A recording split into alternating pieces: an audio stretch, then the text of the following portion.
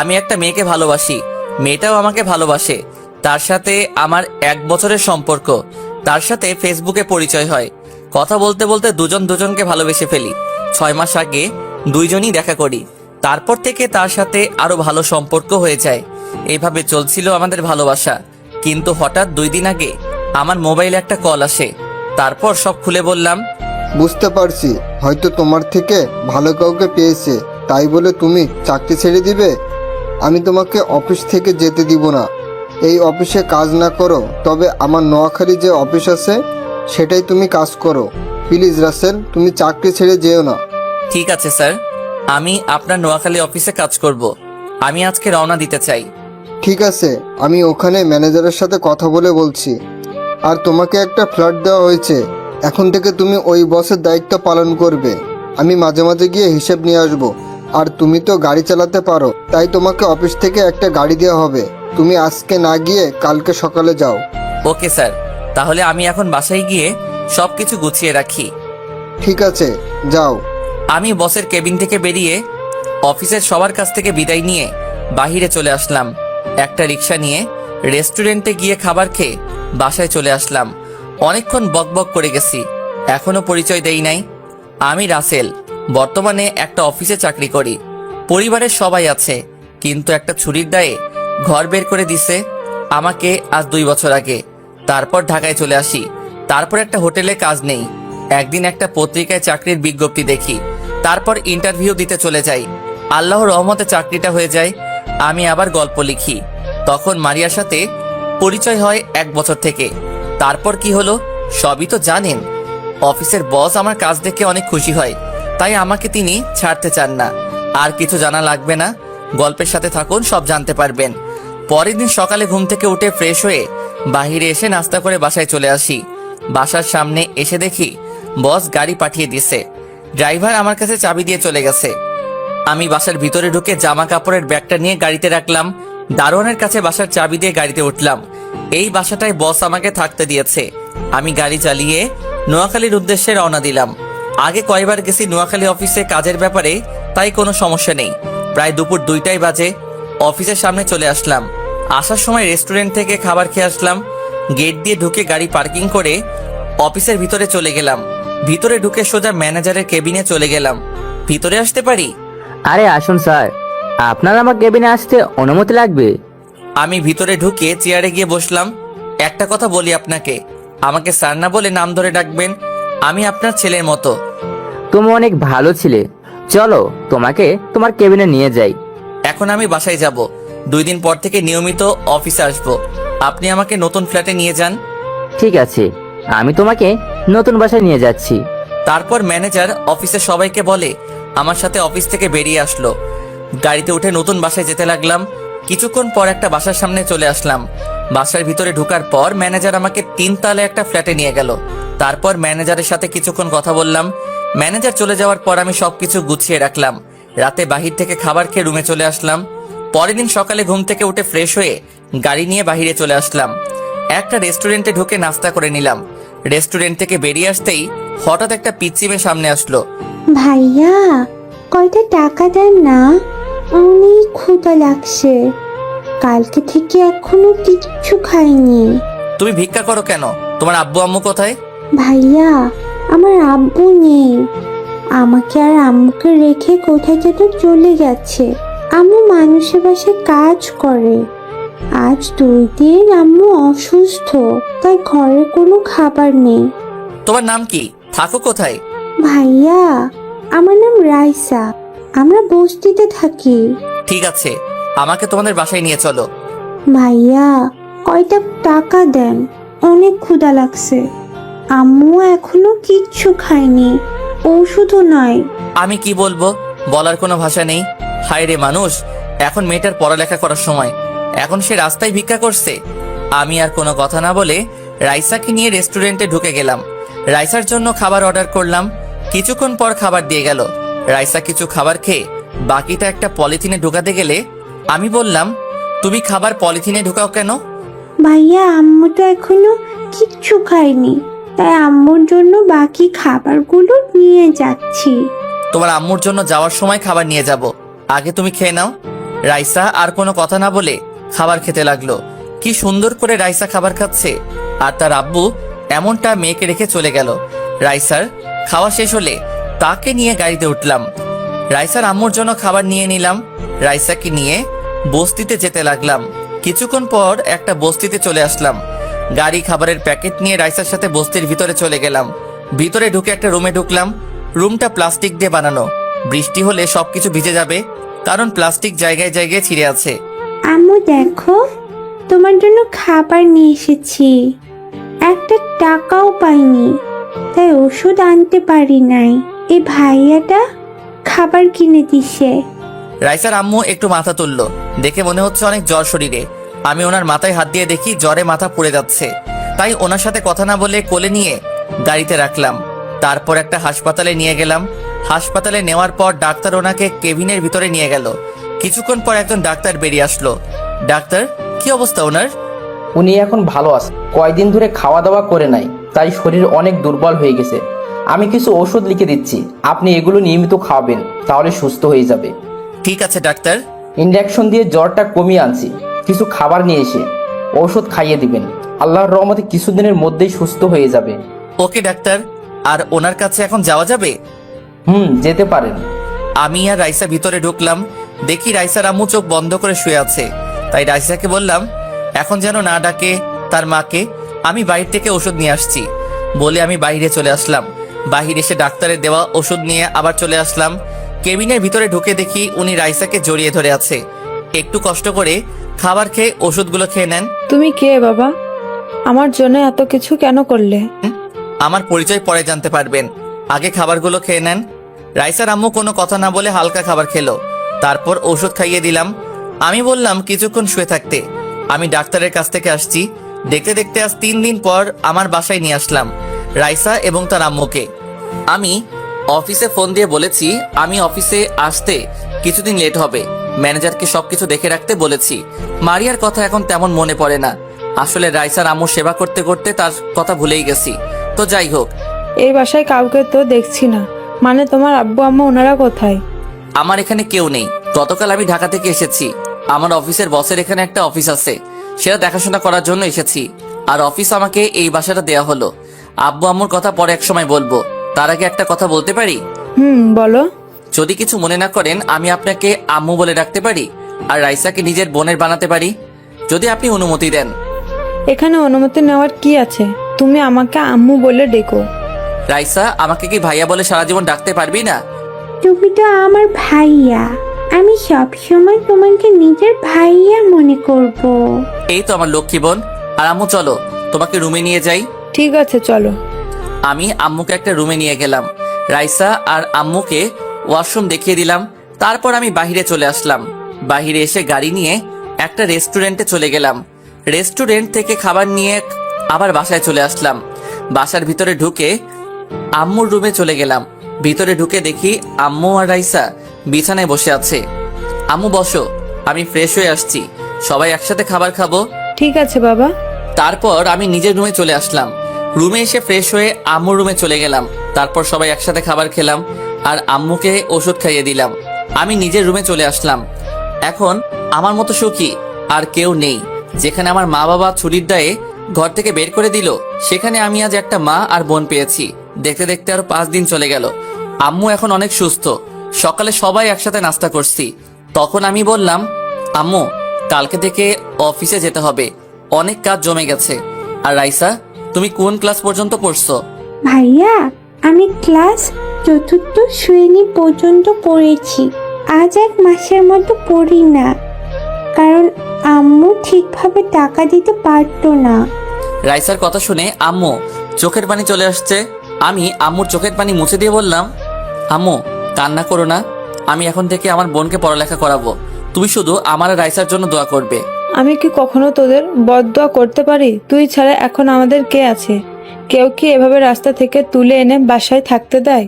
আমি তোদের জন্য মরার আগ পর্যন্ত দোয়া করে যাব। ঠিক আছে আম্মু। আর আজকে একটা কাজের মহিলা আসবে। কাজের মহিলা কেন? তো বাসার কাজ করতে হবে না? আমাদের জন্য খাবার রান্না করা লাগবে না? আমি যতদিন বেঁচে আছি ততদিন কোনো কাজের লোকের দরকার নেই। আমি এখন থেকে বাসা দেখে রাখবো, তুই শুধু বাজার করে নিয়ে আসিস। ভাইয়া, এত কিছু কি এনেছিস? কিছু আমার কাছে দে, তোর অনেক কষ্ট হচ্ছে। আমার কোনো কষ্ট হচ্ছে না, আমি পারবো নিতে। ঠিক আছে, এই ছোট ব্যাগ দুটো আমার কাছে দে। আমি আর কিছু বললাম না, রাইসার হাতে 2টা ব্যাগ দিয়ে ভিতরে ঢুকলাম। আম্মু রুম থেকে বেরিয়ে আসলো। তোমার জন্য কয়েকটা শাড়ি এনেছি, দেখো তো তোমার পছন্দ হয়েছে নাকি, না হলে সমস্যা নেই, দোকানদার বলল ফিরিয়ে নিবে। আরে আমার অনেক পছন্দ হয়েছে। তুই এত শাড়ি আনতে গেলি কেন? কত টাকা খরচ হয়েছে? আরে আম্মু, টাকার কথা তোমাকে ভাবতে হবে না, তোমাদের নিয়ে সারা বছর খেলেও আমার টাকা শেষ হবে না। আর এই নাও, ফলগুলো ফ্রিজে রেখে দাও, তুমি আর রাইসা এগুলো খাবে। আম্মু আর কোনো কথা না বলে ফলগুলো আর কাপড় নিয়ে রুমে চলে গেল। কিছুক্ষণ পর আমার কাছ থেকে বাজারগুলো নিয়ে গেল। হঠাৎ রাইসার দিকে তাকিয়ে দেখি মুখ বেজার করে বসে আছে। কি রে রাইসা, তুই মুখটা এমন করে আছিস কেন? ভাইয়া, আমার জন্য কিছু আনো নাই? কে বলেছে আমার পাগলি বোনটার জন্য কিছু আনি নাই? তোর জন্য আইসক্রিম আর চকলেট নিয়ে এসেছি, আর 5টা জামা নিয়ে এসেছি, এই দেখ। আসলে এতক্ষণ কাজা বাজারের কারণে রাইসা তার জিনিসগুলো দেখতে পাইনি। দেখতে দেখতে আজকের দিনটা কোনো রকম কেটে গেছে। ও আপনাদের তো বলতে ভুলে গেছি, আমি এখন নতুন সিম চালাই, আগের সিমটা ভেঙে ফেলেছি। আম্মু আর রাইসাকে পেয়ে মারিয়ার কথা ভুলে গেছি। সকালে রাইসা আমার রুমে এসে ডাকতে লাগলো। আমি ঘুম থেকে উঠে রাইসাকে বললাম, রাইসা তুই রেডি হয়ে নিস, তোকে আজকে স্কুলে ভর্তি করিয়ে দিয়ে তারপর আমি অফিসে যাব। ঠিক আছে ভাইয়া। রাইসা আমার রুম থেকে চলে গেল। আমি বিছানায় বসে না থেকে ওয়াশরুমে ঢুকে ফ্রেশ হয়ে অফিসের জন্য রেডি হয়ে নিচে চলে আসলাম। নিচে এসে নাস্তার টেবিলে গিয়ে বসলাম। কিছুক্ষণ পর রাইসা বেরিয়ে আসলো। আমার বোনটা আজকে আমার দেওয়া জামা থেকে একটা নতুন জামা পরেছে। রাইসাকে দেখতে একদম কিউট লাগছে। আম্মু এসে নাস্তা দিল। তারপর সবাই একসাথে নাস্তা করে আম্মুর কাছে বলে বাইরে এসে গাড়ি নিয়ে একটা স্কুলে চলে গেলাম। রাইসাকে ভর্তি করিয়ে আমার সাথে অফিসে নিয়ে গেলাম। অফিসে ঢোকার সাথে সাথে সবাই দাঁড়িয়ে গেল। আমি সবাইকে বসতে বলে নিজের কেবিনে চলে আসলাম। রাইসাকে বললাম সোফায় গিয়ে বসতে। আমার চেয়ারে বসে ম্যানেজার আঙ্কেলকে ফোন দিলাম। ফোন দিয়ে বললাম আমার কেবিনে আসার জন্য। তারপর পিয়নকে ফোন দিয়ে বললাম 3টা কপি দিয়ে যেতে। কিছুক্ষণ ম্যানেজার আঙ্কেল আসলো। ভিতরে আসতে পারি? আরে আঙ্কেল আসুন, আমার কেবিনে আসতে অনুমতি লাগবে না, বসুন। চলো তোমাকে সবার সাথে পরিচয় করিয়ে দিই। আরেকটু পরে যাব। পিয়ন চাচাকে বললাম কফি দিয়ে যেতে। কফি খেয়ে তারপর সবার সাথে পরিচয় হব। ঠিক আছে, আর ওকে তো চিনলাম না, ওকে? ও হচ্ছে আমার কিউট বোন, নাম রাইসা। রাইসা আর তার আম্মুর জন্য এই কয়দিন অফিস আসে নাই। তারপর সব খুলে বললাম। অনেক ভালো করছো। কয়জনে এমন কাজ করে? আল্লাহ তোমাকে সারা জীবন বাঁচিয়ে রাখুক। কথার ফাঁকে পিয়ন চাচা এসে কফি দিয়ে গেল। আমি ম্যানেজার আর রাইসা কফি খাচ্ছি। কফি খাওয়া শেষে রাইসাকে বললাম, রাইসা তুমি বসো, ভাইয়া অফিসের সবার সাথে পরিচয় হয়ে আসি। ঠিক আছে ভাইয়া। রাইসাকে আমার মোবাইলটা দিয়ে আসলাম। রাইসা বসে মোবাইলে গেমস খেলতে আছে। আমি ম্যানেজার আঙ্কেলকে নিয়ে সবার সাথে পরিচয় হলাম আর তারপর নিজের কেবিনে চলে আসলাম। দেখতে দেখতে আজ 1টা বছর চলে গেল। রাইসা আর আম্মুকে নিয়ে অনেক সুন্দরভাবে জীবনযাপন করতে লাগলাম। রাইসা এখন ক্লাস 5-এ উঠেছে। রাইসার আল্লাহর রহমতে মেধাশক্তি অনেক ভালো। অফিসে বসে কাজ করতে আসি, হঠাৎ বস ফোন দিল। আসসালামু আলাইকুম স্যার, কেমন আছেন? ওয়ালাইকুম আসসালাম, ভালো আছি। তুমি কেমন আছো? আর অফিস কেমন চলছে? আলহামদুলিল্লাহ স্যার, আমিও ভালো আছি। তোমাকে যে কারণে ফোন দেওয়া, রহমান গ্রুপ থেকে কালকে তোমার ওখানে একটা প্রজেক্টের ব্যাপারে কথা বলতে যাবে। আমার সাথে কথা বলতে চেয়েছে, কিন্তু আমার জরুরি কাজ আছে, তাই তোমার কাছে পাঠিয়ে দিলাম। আর কি প্রজেক্ট নিয়ে কাজ করবে? আমি তোমাকে ইমেল করে সব পাঠিয়ে দিব। ঠিক আছে স্যার, আপনি সবকিছু পাঠিয়ে দেন। আর এই প্রজেক্টটা পেলে আমাদের কোম্পানি আরও উপরে উঠে যাবে। তুমি নিজের মতো করে সাজিয়ে নিবে। Okay sir. আরও কিছুক্ষণ কথা বলে ফোনটা কেটে দিলাম। তারপর কাজে মন দিলাম।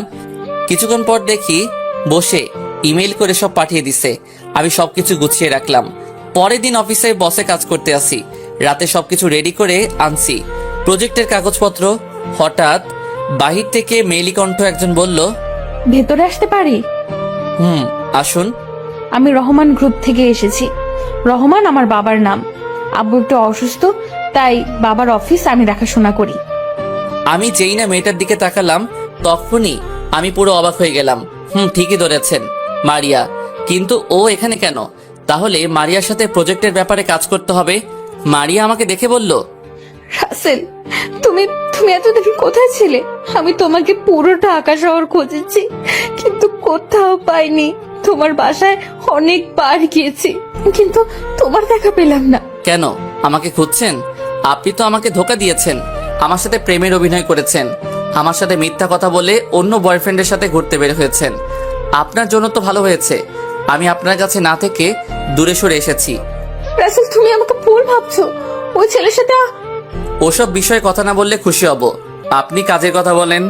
মারিয়া আর কোনো কথা না বলে প্রজেক্টের ব্যাপারে কথা বলতে লাগলো, কিন্তু তার চোখ দিয়ে অশ্রু ঝরে পড়ছে। চোখ সরিয়ে প্রজেক্টের ব্যাপারে সবকিছু বুঝিয়ে বললাম। তারপর মারিয়া আমাদের প্রজেক্টটা দিল। আরো কিছু কথা বলতে চেয়েছে, তখন আমি বললাম, প্লিজ আপনি কাজের ব্যাপারে কথা বলতে পারেন, আর আমি অন্য কোনো কথা শুনতে চাই না। ঠিক আছে, বলবো। শুধু একটা কথা বলে যাই, আমি তোমাকে অনেক ভালোবাসি। যখন সত্যিটা জানতে পারবে তখন আমার কাছে ফিরে এলে আমি তোমাকে আর মেনে নেব না। তোমার জন্য 1 বছর অনেক কষ্ট পেয়েছি, কিন্তু তোমার কথা শোনার পর এখন আমি তোমাকে ঘৃণা করি। বলে মারিয়া কেবিন থেকে বেরিয়ে গেল। এখন আমি ভাবতে লাগলাম, তাহলে আমি মারিয়াকে ভুল বুঝেছি, কিন্তু আমি তো দেখলাম সে অন্য ছেলের সাথে বসে হেসে হেসে কথা বলছে। আমি আর কিছু না ভেবে কাজে মন দিলাম। শালার এখন কাজে মন বসছে না। হঠাৎ মোবাইলটা বেজে উঠলো, তাকিয়ে দেখি বসে ফোন দিছে। আসসালামু আলাইকুম স্যার, কেমন আছেন? আলহামদুলিল্লাহ ভালো আছি, তুমি কেমন আছো? জি আমিও ভালো আছি। তা রহমান সাহেবের মেয়ে তোমার কাছে গেছে? জি স্যার এসেছে, আল্লাহর রহমতে আমরা প্রজেক্টটা পেয়ে গেছি। 7 দিনের ভিতরে ইনশাআল্লাহ প্রজেক্টের কাজ শেষ করব। আমি জানি তুমি পারবে। ঠিক আছে, তাহলে কাজে লেগে পড়ো, কোনো সমস্যা হলে আমাকে বলবে। ঠিক আছে স্যার। ফোন কেটে দিয়ে কাজে মন দিলাম। বিকেলে অফিস থেকে বেরিয়ে এসে গাড়ি নিয়ে বাসায় যেতে লাগলাম। হঠাৎ একটা ছেলেকে গাড়ি দাঁড় করালাম। এই ছেলে আর কেউ নয়, মারিয়ার সাথে যে ছেলেটা ছিল ওই ছেলেটা। আমি গাড়ি এক সাইডে পার্কিং করে ছেলেটাকে ডাক দিলাম। ছেলেটা আমার সামনে আসার পর বলল, আপনাকে কোথায় যেন দেখেছি, কিন্তু মনে পড়ছে না। তুমি আমাকে পার্কে দেখেছো আজ 1 বছর আগে, যখন তুমি মারিয়ার সাথে পার্কে ছিলে। ও, তার মানে আপনি রাসেল। মারিয়ার মুখে অনেকবার আপনার কথা শুনেছি, কিন্তু কখনো দেখিনি। কেন? আমার ছবি তো মারিয়ার মোবাইলে ছিল। মারিয়া তো ওই দিক আপনাকে অনেকবার ডেকেছে, কিন্তু আপনি তার কোনো কথা না শুনে চলে গেলেন। তখন মারিয়া রাগ করে মোবাইল আছাড় মেরে ভেঙে ফেলে। ও, তা তোমাদের ভালোবাসা কেমন চলছে? মারিয়া তোমাকে অনেক ভালোবাসে তাই না? কিন্তু আমাকেও মেরেছে, কিন্তু সেটা আমার সাথে অভিনয় করবে সেটা কখনোই ভাবতে পারি নাই। আমি মারিয়াকে ভালোবাসি না, মারিয়া আমার মামাতো বোন। ওই দিন আমরা তাদের বাসায় আসি, বাসায় একা একা ভালো লাগছে না, তাই মারিয়াকে বলি বাইরে থেকে ঘুরে আসি। মারিয়া আসতে চাইছিল না, কিন্তু আমার জোরাজুরিতে পরে আসলো। কিন্তু আপনি মারিয়াকে ভুল ভাবছেন। মারিয়া এখনো আপনাকে ভালোবাসে, আপনার পথ চেয়ে এখনো কাউকে বিয়ে করে নাই। কি বলছো তুমি? তাহলে আমি মারিয়াকে এতদিন ভুল বুঝে আসছি। তাহলে আমাকে একটা দিন ফোন দিয়ে বলতো, বললেই তো আর এত কিছু হতো না। এরকম একটা ভুলের কারণে 1 বছর তার থেকে দূরে ছিলাম। ও কি এখন আমাকে মেনে নিবে? আমি বলি কি, আপনি ওর কাছে গিয়ে ক্ষমা চেয়ে আপন করে নেন। যদি আপনাকে সত্যি ভালোবাসে তাহলে আপন করে নিবে। ঠিক আছে, কিন্তু এখনো তোমার নামটা জানা হলো না। আমি আকাশ, পড়াশোনা শেষ করে আব্বুর অফিসে দেখাশোনা করছি। নোয়াখালীতে এসেছি অফিসের একটা কাজের ব্যাপারে। কাজ শেষ করে ড্রাইভারের জন্য অপেক্ষা করছি, হঠাৎ আপনি ডাক দিলেন। তুমি আমাকে নাম ধরে ডেকো, আমরা তো সমবয়সী। সরি। সরি কেন? তোমাকে আর মারিয়াকে ভুল বোঝার কারণে। এখানে সরি বলার কিছু নেই। আপনার জায়গায় আমি থাকলে এই কাজটি করতাম। আচ্ছা ঠিক আছে, চলো দুজনে কফি খেতে খেতে কথা বলি। এখন আমার বাসায় যেতে হবে, অন্য একদিন খাবো, এখন আসি। ঠিক আছে যাও, তবে যাওয়ার আগে একটা কথা বলে যাও। মারিয়া কি সবসময় অফিসে থাকে? বলে আকাশ চলে গেল। আমি আর দাঁড়িয়ে না থেকে গাড়ি বাসায় যেতে লাগলাম। তার মানে মারিয়ার সঙ্গে আকাশের কিছু নেই। আমি এতদিন ভুল বুঝে দূরে ছিলাম, মারিয়াকে একটা কথা বলার সুযোগ দেয়নি। যদি মারিয়ার কথাগুলো শুনতাম তাহলে এত কিছু হতো না। না, আমি আর ভাবতে পারছি না। আমাকে মারিয়ার কাছে ক্ষমা চেতে হবে। বাসায় এসে কলিং বেল চাপ দিলাম। কিছুক্ষণ পর রাইসা এসে দরজা খুলে দিল। কি রে ভাইয়া, তুই আজকে আসতে তো দেরি হলো কেন? আর চেহারা কেমন জানি দেখা যাচ্ছে, কি হয়েছে তোর? রাস্তায় একটা কাজ ছিল, শেষ করে আস্তে আস্তে একটু লেট হয়ে গেছে। আর কাজ করে আসছি তো, তাই চেহারা এমন দেখা যাচ্ছে। ফ্রেশ হলে সব ঠিক হয়ে যাবে। ঠিক আছে, ভিতরে আয়। আমি ভিতরে ঢুকে নিজের রুমে চলে গেলাম। বিছানায় বসে ভাবতে লাগলাম, মারিয়া কি আমাকে আপন করে নিবে? আমি তো তাকে অপমান করেছি। বিছানা থেকে উঠে ফ্রেশ হতে চলে গেলাম। রাতে সবার সাথে খাবার খেয়ে রুমে চলে গেলাম। আসলাম না, আমাকে মারিয়ার কাছে যেতে হবে। পকেট থেকে মোবাইলটা বের করে বসকে ফোন দিলাম। আসসালামু আলাইকুম স্যার। ওয়ালাইকুম আসসালাম। কি ব্যাপার রাসেল, হঠাৎ রাতে ফোন দিলে যে? আসলে স্যার আমার কিছুদিন ছুটি লাগবে। হঠাৎ কিসের জন্য ছুটি চাইছো? আসলে স্যার, তারপর সব খুলে বললাম। তার মানে রহমান সাহেবের মেয়ের সাথে তোমার প্রেম ছিল? জি স্যার, তাই বলছি। ওর কাছে ক্ষমা চেয়ে আপন করে নিব। তাহলে এক কাজ করো, তারা যে প্রজেক্টটা আমাদের দিয়েছে ওটার কাজ শেষ করে তার সাথে দেখা করো, তারপর সব খুলে বলো। ঠিক আছে স্যার। আরো কিছুক্ষণ কথা বলে কেটে দিলাম। দেখতে দেখতে আজ 5 দিন চলে গেছে। 7 দিনের জায়গায় 5 দিন প্রজেক্টটা রেডি করে ফেলেছি, কাজও করেছি, তাই তাড়াতাড়ি হয়ে গেছে। সকালে রেডি হয়ে আম্মু আর রাইসাকে বলে গাড়ি নিয়ে ঢাকার উদ্দেশ্যে রওনা দিলাম। ম্যানেজারকে বলে রাখলাম আমার আম্মু আর বোনকে দেখে রাখতে। 5 ঘন্টা পর ঢাকা এসে পৌঁছে গেলাম। প্রথমে বসের অফিসে গেলাম। বসের সাথে কিছু কথা বলে মারিয়ার অফিসে যেতে খাবার খেয়ে নিলাম। রেস্টুরেন্টের অফিসের গেট দিয়ে ঢুকে গাড়ি পার্কিং করে অফিসের ভিতরে গেলাম। পিয়নকে বললাম বসের কেবিন কোনটা। পিয়ন আমাকে বসের কেবিন দেখিয়ে দিল। আমি মারিয়ার কেবিনের সামনে গিয়ে হালকা করে দরজা ধাক্কা দিয়ে ভিতরে তাকিয়ে যেটা দেখলাম সেটা দেখে আমি পুরো অবাক হয়ে গেলাম। আসলে তেমন খারাপ কিছু না। ভিতরে দেখি মারিয়া একটা ছেলের সাথে হেসে হেসে কথা বলছে। আমি তখন বললাম, ভিতরে আসতে পারি? আসুন। মারিয়া ছেলেটার সাথে কথা বলতে ব্যস্ত। আমি ভিতর ঢুকে তাদের সামনে গেলাম। মারিয়া আমাকে দেখে বলল, আরে মিস্টার রাসেল, হঠাৎ আমার অফিসে কি মনে করে? আর দাঁড়িয়ে কেন, বসুন। আমি ছেলেটার পাশের চেয়ারে বসলাম। তখন ছেলেটা বলল, তাহলে আমি এখন আসি মারিয়া, পরে আরেক সময় আসবো। ঠিক আছে রনি, যাও, আবার আসবে কিন্তু। তোমার সাথে কথা বলতে অনেক ভালো লাগে। ওকে, আসবো। এখন তাহলে কাজ করো। ওকে, বাই। রনি চলে যাওয়ার পর মারিয়া আমাকে বলল, তো এবার বলুন, হঠাৎ আমার অফিসে কি? আসলে তোমার প্রজেক্টের কাজ শেষ, তাই আমি নিজে নিয়ে এসেছি। প্রথম কথা হলো আমাকে তুমি করে বলা যাবে না, আপনি করে বলবেন। আর ধন্যবাদ এত তাড়াতাড়ি কাজটা শেষ করার জন্য। মারিয়া, আমার ভুল হয়ে গেছে, তুমি আমাকে ক্ষমা করে দাও। কিছুদিন আগে আকাশ আমাকে সব খুলে বলেছে। আমার ভুলের জন্য আজ 1 বছর তোমার থেকে দূরে চলে গেছি। প্লিজ মারিয়া, আমাকে তুমি মাফ করে দাও। মারিয়ার হাত ধরে, আপনার সাহস কি করে হয় আমার হাত ধরার? মেয়ে মানুষ দেখলে লুচ্চামি করতে মন চায়? আপনি এক্ষুনি আমার কেবিন থেকে বেরিয়ে যান, তা না হলে দরওয়ান ডাকতে বাধ্য হব। থাক, দারোয়ান ডাকতে হবে না, আমি নিজে চলে যাচ্ছি। কিন্তু আমি আবার তোমার কাছে আসব। তুমি আমাকে যত অপমান করো না কেন, আমি তারপরেও আসবো। বলে মারিয়ার কেবিন থেকে বেরিয়ে গেলাম। নিজের চোখ দিয়ে 2 ফোঁটা পানি পড়ে গেল। মারিয়া আমার গায়ে হাত তুললো। আমি তো তাকে বলবো যে কখনো গায়ে হাত তুলি নাই। চোখের পানি মুছে গাড়িতে গিয়ে বসলাম। হঠাৎ মোবাইলের কথা মনে পড়লো। মোবাইল তো মারিয়ার টেবিলের উপর। তখন গাড়ি থেকে নেমে অফিসে ঢুকে মারিয়ার কেবিনের সামনে গিয়ে বললাম, আসতে পারি ভিতরে? আপনি আবার কেন এসেছেন? সরি, আসলে আমার মোবাইলটা আপনার টেবিলের উপর রেখে গেছি। ঠিক আছে, ভিতরে এসে নিয়ে যান। আমি মারিয়ার কেবিনে ঢুকে মোবাইলটা হাতে নিলাম। মারিয়ার দিকে তাকিয়ে দেখি চোখ দুটো লাল হয়ে আছে। হয়তো কান্না করেছে, কিন্তু ও কান্না করবে কেন? আমি আর কিছু না ভেবে অফিস থেকে বেরিয়ে এসে গাড়ি নিয়ে সোজা বসের অফিসে চলে গেলাম। বসকে বলেছি আমাকে এখানে একটা বাসা ভাড়া নিয়ে দিতে কিছুদিনের জন্য, কিন্তু বস বলল তার বাসায় তার পরিবারের সাথে থাকতে। আমিও আর না করলাম না। বিকেলে বসের সাথে তার বাসায় গেলাম। আসলে এই প্রথম বসের বাসায় এসেছি। আমি মার্কেট থেকে কিছু ফল মিষ্টি নিয়ে নিলাম। বস কলিং বেল চাপ দিল। হঠাৎ রাইসা একজনকে দেখে বলল গাড়ি থামাতে। রাইসার কথা মতো গাড়ি থামালাম। রাইসা গাড়ি থেকে নেমে দৌড় দিয়ে একজনকে জড়িয়ে ধরলো। আমি তো পুরো অবাক হয়ে গেলাম। আমি গাড়ি থেকে নেমে ওদের সামনে গেলাম। তখন রাইসা বলল, ভাইয়া, উনি আমার বাবা। আজ কয় বছর পর বাবাকে দেখেছি। তাহলে আপনি রাইসার বাবা? আপনি কেমন করে পারলেন মা মেয়েকে রেখে আর একটা বিয়ে করতে? আপনি জানেন আপনার স্ত্রী মরতে বসেছে।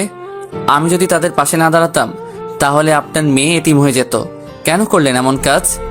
আমি বুঝতে পারছি তাদের এভাবে ছেড়ে আসা আমার উচিত হয়নি, কিন্তু কি করব বলো, কোনো কাজ নেই, ঘরে খাবার নেই, তাদের ঠিকমতো খাওয়াতে পারি না। একজন পুরুষ হয়ে যদি ওদের খাওয়াতে না পারি তাহলে আমি পুরুষ নামের কলঙ্ক। আর আমি কোনো বিয়ে করি নাই। আমি ওদের কাছে বলেছি আমি বিয়ে করেছি, কারণ তাহলে ওরা আর আমাকে খুঁজবে না। আপনি কি করে ভাবলেন?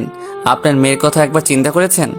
যেই মেয়ে ওই সময় পড়ালেখা করার কথা, সেই মেয়ে রাস্তার মানুষের কাছে ভিক্ষা করে তার মায়ের ওষুধের টাকা তুলছে। আমার ভুল হয়ে গেছে বাবা। আমি এখন একটা অফিসে কাজ পেয়েছি, তাই ওদের খুঁজতে এই শহরে এসেছি। আমি ওদের ফিরিয়ে নিতে চাই, আর তোমাকে ধন্যবাদ দিয়ে ছোট করব না। তুমি ওদের জন্য যা করেছো আমি সারা জীবন ঋণী হয়ে থাকবো।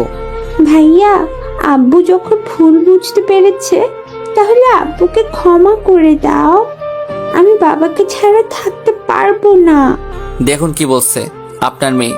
যে জায়গায় আপনাকে ঘৃণা করার কথা, সেখানে আপনাকে ক্ষমা করে দিতে বলছে।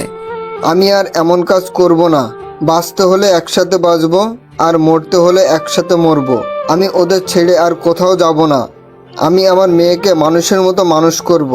ঠিক আছে, এখন আপনি সাথে আমার বাসায় চলেন। রাইসার আম্মু আমার বাসায় আছে। তারপর রাইসা আর রাইসার আব্বুকে নিয়ে বাসায় চলে আসলাম। কলিং বেল চাপ দেওয়ার পর আম্মু এসে দরজা খুলে দিল। আমাদের সাথে স্বামীকে দেখে জড়িয়ে ধরে কান্না করে দিল। রাইসার আব্বু আম্মুর কাছে ক্ষমা চেয়েছে, আম্মু ক্ষমা করে দিছে। কিছুক্ষণ কথা বলার পর তারা রুমে চলে গেল। আমি আমার রুমে চলে আসলাম। বিকেলে আম্মু আর রাইসাকে নিয়ে চলে যাবে। আম্মু আর রাইসা আমাকে জড়িয়ে ধরে কান্না করে দিল। আমিও কান্না করে দিলাম, কারণ একটা বছর আমার সাথে ছিল। বাবা, আমি চলে যাচ্ছি, তুই কিন্তু আমাদের বাসায় আসবি। তোকে ছাড়া থাকতে অনেক কষ্ট হবে। ভাইয়া, তুমি কিন্তু আমাকে বাসায় দেখতে আসবে। তোমাকে ছাড়া থাকতে পারবো না। ঠিক আছে বোন, আমি কয়দিন পর তোকে দেখে আসবো।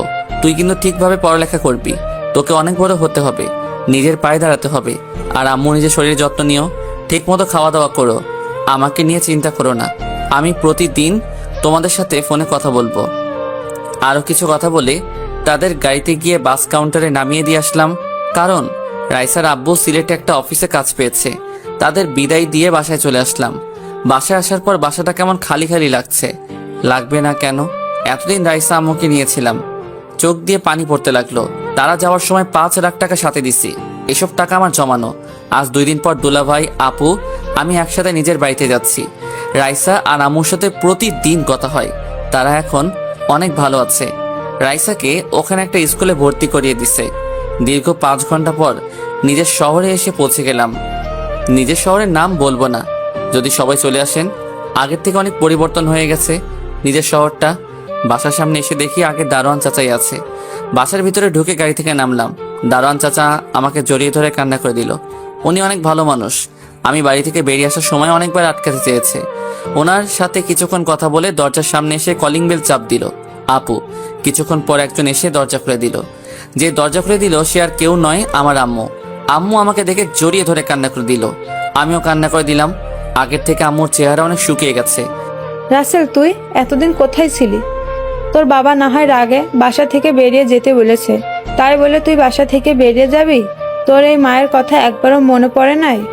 আম্মু, তোমার কথা প্রতিদিন মনে পড়ছে, কিন্তু বাবা তো আমাকে বাসা থেকে বের করে দিছে। তাহলে আমি কি করে ফিরে আসি? তোর বাবা এখন ভুল বুঝতে পেরেছে। আগের থেকে কেমন যেন হয়ে গেছে। মাঝে মাঝে তোর ছবি বুকে নিয়ে কান্না করে। তুই ফিরে এসেছিস, যদি তোর বাবা শোনে তাহলে পাগলের মতন ছুটে আসবে অফিস থেকে। ঠিক আছে আম্মু, আমি আর তোমাদের ছেড়ে যাব না। এখন বলো আব্বু কখন আসবে? আমি এখনই ফোন দিয়ে বলছি, তোর কথা শুনলে এখনই চলে আসবে। ছেলেকে পেয়ে মেয়ে আর মেয়ের জামাইয়ের কথা ভুলে গেছো? তোদের কি ভুলতে পারি? তা তোরা হঠাৎ বাসায় আসলি, আমাদের তো বলে আসলি না। তোমাদের সারপ্রাইজ দিব বলে বলি নাই। আর রাসেলকে আমি কিছুদিন আগেই পেয়েছি, কিন্তু রাসেল বাসায় বলতে মানা করেছে তোমাদের সারপ্রাইজ দিব বলে। মানে তুই রাসেলকে কিভাবে ফেলি? তাহলে শোন। তারপর আপু সব খুলে বলল। আর এটাও বলেছে আমি এতদিন দুলাভাইয়ের অফিসে কাজ করেছি। কি, আমাদের এত কাছে থাকার পরেও তাকে দেখতে পাইনি? তা জামাই বাবাজি কেমন আছো? আলহামদুলিল্লাহ আম্মু, ভালো আছি। তুমি কেমন আছো? আর কেমন আছে? সবাই ভালো আছে। এবার সবাই ভিতরে আসো। সবাই ভিতরে গেলাম। বাসাটা আগের মতোই আছে। আম্মু আমাকে নিজের রুমে যেতে বলল। আমার রুমে এসে দেখি রুমটা আগের মতোই আছে। তারপর ওয়াশরুমে ঢুকে গোসল করে নিলাম। গোসল শেষ করে ওয়াশরুম থেকে বেরিয়ে সামনে দেখে আব্বু দাঁড়িয়ে আছে, সাথে সাথে আমাকে জড়িয়ে ধরলো। রাসেল বাবা, তুই আমাকে ক্ষমা করে দে। টাকার নেশার কারণে তোর গায়ে হাত তুলেছি, তোকে ঘর থেকে বের করে দিয়েছি। বিশ্বাস কর, তোকে বের করে দেওয়ার পর আমি একটুও ভালো থাকতে পারি নাই। আমি বুঝতে পেরেছি টাকা হলে সব কিছু হয় না। তুই আমাকে মাফ করে দে। আব্বু, এটা তুমি কি করছো? বাবা হয়ে ছেলের কাছে ক্ষমা চেতে হয় না। তোমার উপর অভিমান ছিল, তাই এতদিন দূরে ছিলাম। এখন কোনো অভিমান নেই। আরো কিছুক্ষণ কথা বলে বাবার সাথে নিচে আসলাম। সবাই একসাথে খাবার খেতে বসলাম। আম্মু আমাকে নিজের হাতে খাইয়ে দিল। তারপর রুমে এসে রাফিকে ফোন দিলাম। কেমন আছিস রাফি? আলহামদুলিল্লাহ, ভালো আছি। তুই কেমন আছিস? আমিও ভালো আছি। এখন বল, তোর আব্বু আম্মু কেমন আছে? আর এখন তুই কোথায় আছিস? আব্বু আম্মু অনেক ভালো আছে, আর আমি এখন বাসায় আছি। অফিসে তেমন কাজ ছিল না, তাই লাঞ্চ টাইমে ছুটি হয়ে গেছে। কেন বলতো? কারণ আমি বাড়িতে এসেছি, তাই বললাম। আচ্ছা, এখন ঘুমাবো। বিকেলে তোর সাথে দেখা করব। তুই আমাদের কলেজের সামনে চলে আসিস। কি সত্যি? ঠিক আছে, তুই বাসা থেকে বেরিয়ে আসলে ফোন দিস। ঠিক আছে বলে ঘুমিয়ে গেলাম। আপনারা হয়তো ভাবছেন মারিয়ার কথা ভুলে গেছি। আসলে তাকে এখনো ভুলতে পারি নাই। ভুলার চেষ্টা করেছি, কিন্তু ভুলতে পারছি না। জীবনে পারবো কিনা বলতে পারি না, তবে তাকে ভুলে যাওয়ার চেষ্টা করতে হবে। ওর মতো মেয়েকে কখনো ভালোবাসা যায় না। বিকেলে ঘুম থেকে উঠে ফ্রেশ হয়ে নিচে আসলাম। নিচে এসে দেখে আব্বু আম্মু আপুদুল্লাহ ভাই সবাই সোফায় বসে কফি খাচ্ছে আর গল্প করছে। তাতে বোঝা যাচ্ছে অনেক খুশি হওয়ার কারণ আমি 3 বছর পর ছেলে ফিরে এসেছে। আমি সোজা গিয়ে আম্মুর পাশে বসলাম। কিরে বাবা, তোর ঘুম ভেঙেছে? তুই জার্নি করে আসছিস, তাই তোকে ডাকি নাই। আম্মু, ভেঙেছে। আমি এখন একটু বাইরে যাব। এখন কোথায় যাবি? আর গাড়ি নিয়ে যাবি নাকি তোর বাইক নিয়ে যাবি? আব্বু, গাড়ি নিব না, বাইক নিয়ে যাব। আর আমি রাফির সাথে দেখা করতে যাচ্ছি। ঠিক আছে, যা, আর সাবধানে যাস। ওকে আম্মু। বাসা থেকে বেরিয়ে বাইক নিয়ে কলেজের সামনে যেতে লাগলাম। বাইকটা পরিষ্কার ছিল, মনে হয় দারোয়ান চাচা পরিষ্কার করে রাখে। কিছুক্ষণ পর কলেজের সামনে চলে আসলাম। আসার সময় রাফিকে ফোন দিয়ে এসেছি। কিছুক্ষণ পর দেখি রাফি বাইক নিয়ে আমার সামনে আসলো। বাইক আগেরটা অনেক পুরনো হয়ে গেছে। রাফি বাইক থেকে নেমে আমাকে জড়িয়ে ধরলো। কেমন আছিস? আর হঠাৎ করে আসলি? আমাকে তো একটা বার বললি না। তোকে না, বাসার কাউকে বলি নাই। সবাইকে সারপ্রাইজ দিব বলে বলি নাই। তা তোর অবস্থা বল, অফিসে কাজ কেমন চলছে? আলহামদুলিল্লাহ, ভালো। তারপর আরো কিছুক্ষণ কথা বলে দুজনে বাইকটা শোরুমের রুমে চলে আসলাম। রাফি আমাকে জিজ্ঞেস করছে এখানে কেন এসেছি। আমি তাকে কিছু বলি নাই। তারপর শোরুমে ঢুকে একটা দামি বাইক কিনলাম। বাইকের নাম বলতে পারবো না, কারণ জীবনে কখনো বাইক চালাই নাই, তাই নামও জানি না। বাইকটা কিনে বাহির আসার পর রাফিকে বললাম, এই নে বাইকের চাবি, এটা তোর জন্য কিনেছি। আমি বাইক দিয়ে কি করব? আমার তো বাইক আছে। সেটা তো জানি, দেখছি অনেক পুরনো হয়ে গেছে। এখন থেকে নতুন বাইক চালাবি। তুই সারা জীবন আমাকে দিয়ে যাবি? তোকে কখনো কিছু দিতে পারি নাই। দূর পাগল, বন্ধুকে দিছে। এখানে কান্না করার কি আছে? আমি যতদিন বেঁচে আছি ততদিন তোর পাশে আছি। আরো কিছুক্ষণ আড্ডা দিয়ে বাসায় চলে আসলাম। কলিং বেল চাপ দেওয়ার পর যে দরজা খুলে দিল, আমি তো তাকে দেখে পুরো অবাক হয়ে গেলাম। আপনারা কি ভাবছেন মারিয়া? আরে না, আমার শত্রু জীবন, মানে আমার বন্ধু। কিন্তু ও হঠাৎ আমাদের বাসায় কেন? কিরে, কেমন আছিস? এখনো আমার উপর রাগ করে আছিস? আমি এখন আগের মতো নেই রে। আমি এখন ভালো হয়ে গেছি। প্লিজ তুই আমাকে ক্ষমা করে দে।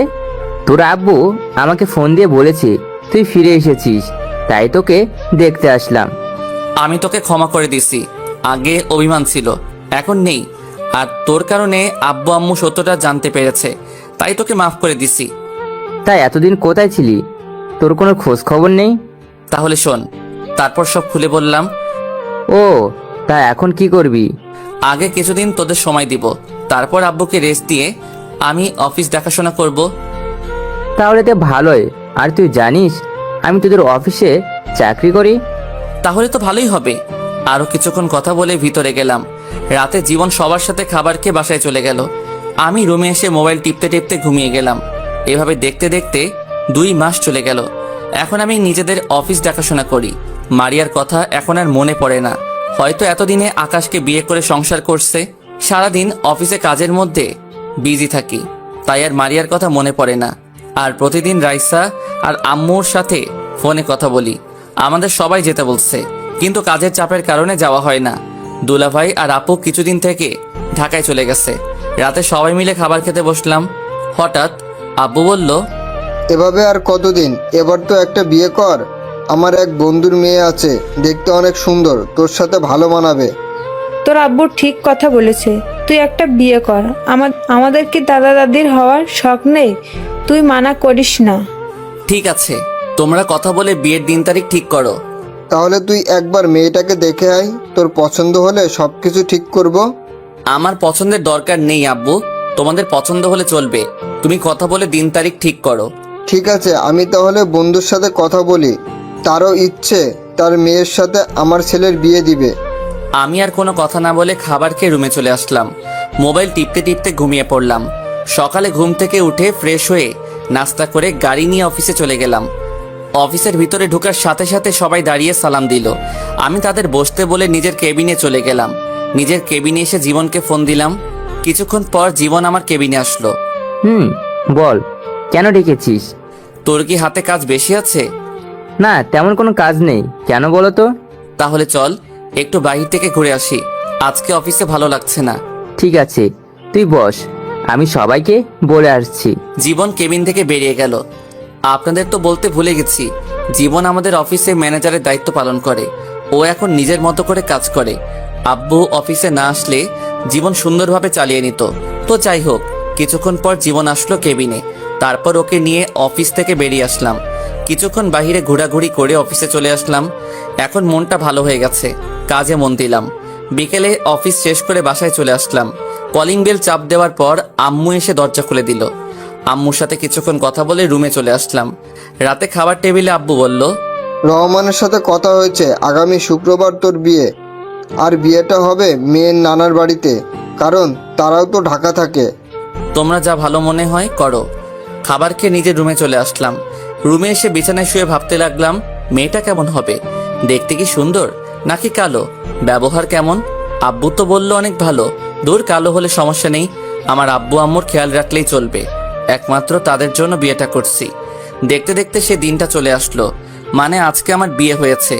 কিছুক্ষণ আগে বউ নিয়ে বাসায় এসেছি। অনেক ধুমধাম করে বিয়েটা হয়েছে। আর বিয়েতে সবাই এসেছে। দুলাভাই, আপু, রাইসার আব্বু আম্মু আর রাইসাও এসেছে। রাফিয়ার জীবন আমার বিয়ের সব কাজ করেছে। আমি ছাদের উপরে দাঁড়িয়ে আছি। হঠাৎ রাফিয়ার জীবন আসলো। কিরে, তুই এখানে?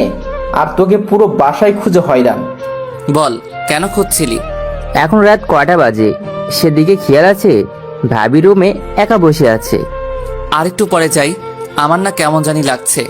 দূর হারামি, নতুন বিয়ে করছিস তো তাই এমন লাগছে। বইয়ের আদর পেলে সব ঠিক হয়ে যাবে। তোর কিন্তু ভাবি হয়, কথাবার্তা সাবধানে বলিস। তোর বউ মানে? আমাদের ভাবি? আমরা বলতেই পারি। এখন বেশি কথা না বলে চল, তোকে রুমে দিয়ে আসি। তারপর আর কি, দুই হারামি আমাকে জোর করে নিচে এনে রুমে ঢুকিয়ে দিয়ে বাহির থেকে দরজা লাগিয়ে দিল। আমিও ভিতর থেকে লাগিয়ে দিলাম। আমি রুমে ঢুকে দেখি দুই হারামি অনেক সুন্দর করে বাসর ঘর সাজিয়েছে। বিছানার মাঝখানে বউ ঘোমটা দিয়ে বসে আছে। কিন্তু অবাক করার বিষয় হলো, শুনেছি বাসর করে বউ জামাইয়ের পা ধরে সালাম করে, কিন্তু এই মেয়ে তো কিছুই করছে না। হয়তো ঢাকা থাকে তো, তাই এসব মনে হয় জানে না। কিন্তু শাশুড়ি আম্মা শিখিয়ে দেয় নাই। আমি আস্তে আস্তে বিছানার সামনে গেলাম। যাওয়ার পর হঠাৎ মেয়েটা যেটা বলল, আমি তো মোটেও প্রস্তুত ছিলাম না। আপনি আমার ধারে কাছেও আসবেন না। আমি আপনাকে স্বামী মানতে পারবো না। আমি একটা ছেলেকে ভালোবাসি। তাহলে আমাকে বিয়ে করলেন কেন? আমি এই বিয়ে করতে চাইনি, কিন্তু বাবা আমাকে বলেছে এই বিয়ে না করলে তার মরা মুখ দেখতে হবে। তাই এই বিয়েটা করতে রাজি হয়েছি। তাই বলে আপনি আমার জীবনটা এভাবে নষ্ট করে দিবেন? আরে ভালো তো, আমিও একজনকে বাসতাম, কিন্তু আমার একটা ভুলের কারণে সেই মেয়েটা অন্য ছেলেকে ভালোবাসলো। আমি এত কিছু শুনতে চাই না। আমি আপনাকে কিছুদিন পর ডিভোর্স দিয়ে দেব। আপনি আমার ধারে কাছেও আসার চেষ্টা করবেন না। ঠিক আছে, শুধু একটা কথা বলবো, যতদিন আপনি এই বাড়িতে থাকবেন ততদিন আব্বু আম্মুর সাথে ভালো ব্যবহার করবেন। আমি নিজেই আপনাকে আপনার ভালোবাসার মানুষের কাছে দিয়ে আসবো। এখন আপনি ঘুমিয়ে যান। আপনি ঘুমাবেন কোথায়? আমাকে নিয়ে আপনার টেনশন করতে হবে না, আমি সোফায় ঘুমাবো। আপনি একটা বালিশ আর কম্বল দেন, মেয়েটা আমাকে একটা বালিশ আর কম্বল দিল। আমি বালিশ আর কম্বল সোফায় রেখে বেলকনিতে চলে আসলাম। আমার সাথে এটা কি হয়ে গেল? ভেবেছি বিয়ে করে নতুন জীবন শুরু করব, অতীত সব ভুলে যাব। আগে মারিয়া আমাকে কষ্ট দিছে, তাকে ভুলতে অনেক কষ্ট হয়েছে, কিন্তু হঠাৎ যদি নতুন বলে সে অন্য কাউকে ভালোবাসে, তখন নিজের কাছে কেমন লাগে। ও আপনাদের তো বলতে ভুলে গেছি, আমি এখনো পর্যন্ত মেয়েটার চেহারা দেখি নাই, কারণ মেয়েটা ঘুমটা পড়া অবস্থায় আমার সাথে কথা বলেছে। কিছুক্ষণ বেলকনিতে থেকে রুমে এসে সোফায় শুয়ে পড়লাম। ঘুম কি আর আসে? এসব কিছু ভাবতে ভাবতে কখন ঘুমিয়ে গেলাম। সকালে হঠাৎ কে যেন দরজা ধাক্কাতে লাগলো, সাথে সাথে আমার ঘুমটা ভেঙে গেছে। সোফা থেকে উঠে দরজা খুলে বললাম, দরজা খুলে দেখি রাইসা। ভাইয়া, তোমরা এখনো ঘুম যাও। আম্মু বলেছে তোমাকে আর ভাবিকে নিচে যেতে। ঠিক আছে আপু, তুই যা, ভাইয়া তোর ভাবিকে নিয়ে আসছি। তাড়াতাড়ি আসবে কিন্তু। রাইসা চলে গেল। আমি বিছানার সামনে এসে মেয়েটাকে ডাকতে লাগলাম। মেয়েটার চেহারা এখনো দেখা যাচ্ছে না। মেয়েটা এখনো বিয়ের শাড়ি পরে আছে। এই যে শুনছেন, উঠেন, আম্মু ফ্রেশ হয়ে নিচে যেতে বলছে। আপু চাও তো, আমাকে আরেকটু ঘুমাতে দাও। হাই হাই, এই মেয়ে স্বামীকে কি বলছে? মনে হয় তার বাবা প্রতিদিন সকালে ঘুমটা ভাঙিয়ে দেয়, তাই তার বাবা মনে করছে। ওই, আপনার বাবা এখানে কোথায় থেকে আসবে? আমি আপনার বিয়ে করা স্বামী। গতকাল যে বিয়ে করছেন মনে নেই? মেয়েটা আমার কথা শুনে যেই না তার মুখের উপর থেকে কাপড় সরালো, তখন আমি তাকে দেখে মোটেও প্রস্তুত ছিলাম না। সেও আমাকে দেখে পুরো অবাক হয়ে গেল। তার মানে মারিয়াকে বিয়ে করেছি। আপনারা ঠিকই ধরেছেন, মারিয়া। মারিয়া আমাকে দেখে বিছানা থেকে নেমে জড়িয়ে ধরে কান্না করে দিল। ঠাস করে 2টা থাপ্পড় মেরে দিলাম। তারপর আমি বললাম, তোর সাহস কি করে হয় আমাকে জড়িয়ে ধরার? আর তুই এখানে কেন? তার মানে আমি তোকে বিয়ে করেছি? মারিয়া গালে হাত দিয়ে বলতে লাগলো, আমি তোমার বউ, তাই জড়িয়ে ধরেছি। আর তুমি আমাকে বিয়ে করেছো, তাই তো আমি তোমার রুমে। আমি এই বিয়ে মানি না। যে মেয়ে আমার গায়ে হাত তুলতে পারে, আমার সামনে অন্য ছেলেকে ভালোবাসে বলে, সে মেয়েকে কখনো আমি স্ত্রী হিসেবে মানি না। বিশ্বাস করো রাসেল, আমি তোমার গায়ে হাত তুলতে চাইনি, কারণ তুমি আমাকে অনেক কষ্ট দিচ্ছ। আমার একটা কথা পর্যন্ত শোনো নাই, আমাকে অপমান করে তাড়িয়ে দিছ। তাই তোমার উপর অনেক রাগ হয়, তাই তোমার গায়ে হাত তুলতে বাধ্য হয়েছি। কিন্তু আমি তোমার কাছে ক্ষমা চেয়েছি, কিন্তু তুমি তো আমাকে ক্ষমা করো নাই। আমার সামনে অন্য ছেলেকে ভালোবাসি বলো। ওটা তোমাকে কষ্ট দেওয়ার জন্য বলেছি। তোমার জন্য 1 বছর কষ্ট করেছি। বাসা থেকে বাবা বিয়ের জন্য অনেক চাপ দেয়, তারপরেও আমি বিয়ে করি নাই, একমাত্র তোমার কারণে। আমার বিশ্বাস ছিল আমি তোমাকে ফিরে পাবো, কিন্তু 1 বছর পর যখন তোমাকে পেলাম, তারপরও তুমি আমাকে কথা বলার সুযোগ দাওনি। তুমি ভালো করে জানতে তোমার পাশে আমি কোনো ছেলেকে সহ্য করতে পারি না, আর আমাকে ফোন করে বলো নাই কেন? আমি তোমাকে ভুল বুঝে তো তোমার গায়ে হাত তুলি নাই, তাহলে তুমি কেন আমার গায়ে হাত তুললে? আমি জানি তুমি আমার সাথে কোনো ছেলেকে সহ্য করতে পারো না, আর আকাশ আমাকে জোর করে বাইরে নিয়ে এসেছে, কিন্তু মামাতো ভাই বলে কিছু বলতে পারিনি। আর তুমি রাগ করবে তাই তোমাকে মিথ্যা বলেছি। আর নিজের রাগকে কন্ট্রোল করতে পারি নাই, তাই তোমার গায়ে হাত তুলেছি। আমি মনে করছি তোমাকে কিছুদিন কষ্ট দিয়ে আবার আপন করে নিব, কিন্তু তুমি আর আমার কাছে আসো নাই। তোমার বসের কাছে জানতে পারি তুমি তোমার বাসায় চলে গেছো, আর তোমার বস আমাকে অপমান করে তাড়িয়ে দিছে। তুমি কি মনে করেছো তোমার গায়ে হাত তোলার পর শুধু তুমি কষ্ট পেয়েছো? তোমার থেকে আমি বেশি কষ্ট পেয়েছি। সারা রাত তোমার জন্য কান্না করছি। এরপর আব্বু আম্মুকে না জানিয়ে নানার বাড়ি নিয়ে আসে। আসার পর শুনি আমার নাকি বিয়ে। তখন আমি বিয়ে করব না বলি, কিন্তু আব্বু এমন কথা বলবে আমি ভাবতে পারিনি, তাই বিয়েতে রাজি হয়ে গেলাম। তুমি অনেক দেরি করে ফেলেছো। এখন আমি তোমাকে ভালোবাসি না, আমি অন্য একজনকে ভালোবাসি। আমি বিশ্বাস করি না তুমি শুধু আমার। তুমি আমাকে ক্ষমা করে দাও, তোমাকে অনেক কষ্ট দিয়েছি।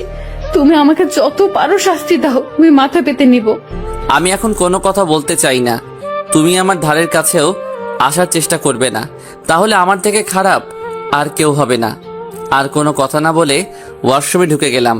আমি মনে মনে বলতে লাগলাম, তুমি আমাকে যত কষ্ট দিছো তোমাকে ততটা কষ্ট দিব, তারপর তোমাকে আপন করে নিব। আমি তো তোমাকে কষ্ট দেওয়ার জন্য অন্য মেয়েকে ভালোবাসি বলেছি। এতদিন তোমার জন্য অনেক কষ্ট পেয়েছি, এখন থেকে আমি তোমাকে কষ্ট দিব। ফ্রেশ হয়ে বেরিয়ে দেখি মারিয়া বিছানায় বসে মাথা নিচু করে কাঁদছে। আমাকে বের হতে দেখে চোখের পানি মুছে ওয়াশরুমে চলে গেল। আমি একটা জামা গায়ে দিয়ে নিচে চলে আসলাম। নিচে এসে একটা চেয়ার টেনে বসলাম। তখন আম্মু বলল, কি রে, মারিয়া কোথায়? তাকে সাথে করে নিয়ে আসলি না কেন? ও ফ্রেশ হয়ে আসছে, তুমি আমাকে নাস্তা দাও। আগে মারিয়া আসুক, সবাই একসাথে নাস্তা করব। কিছুক্ষণ পর দেখি মারিয়া ওপর থেকে নিচে নেমে আসছে। তাকে দেখে আমি পুরো অবাক হয়ে গেলাম।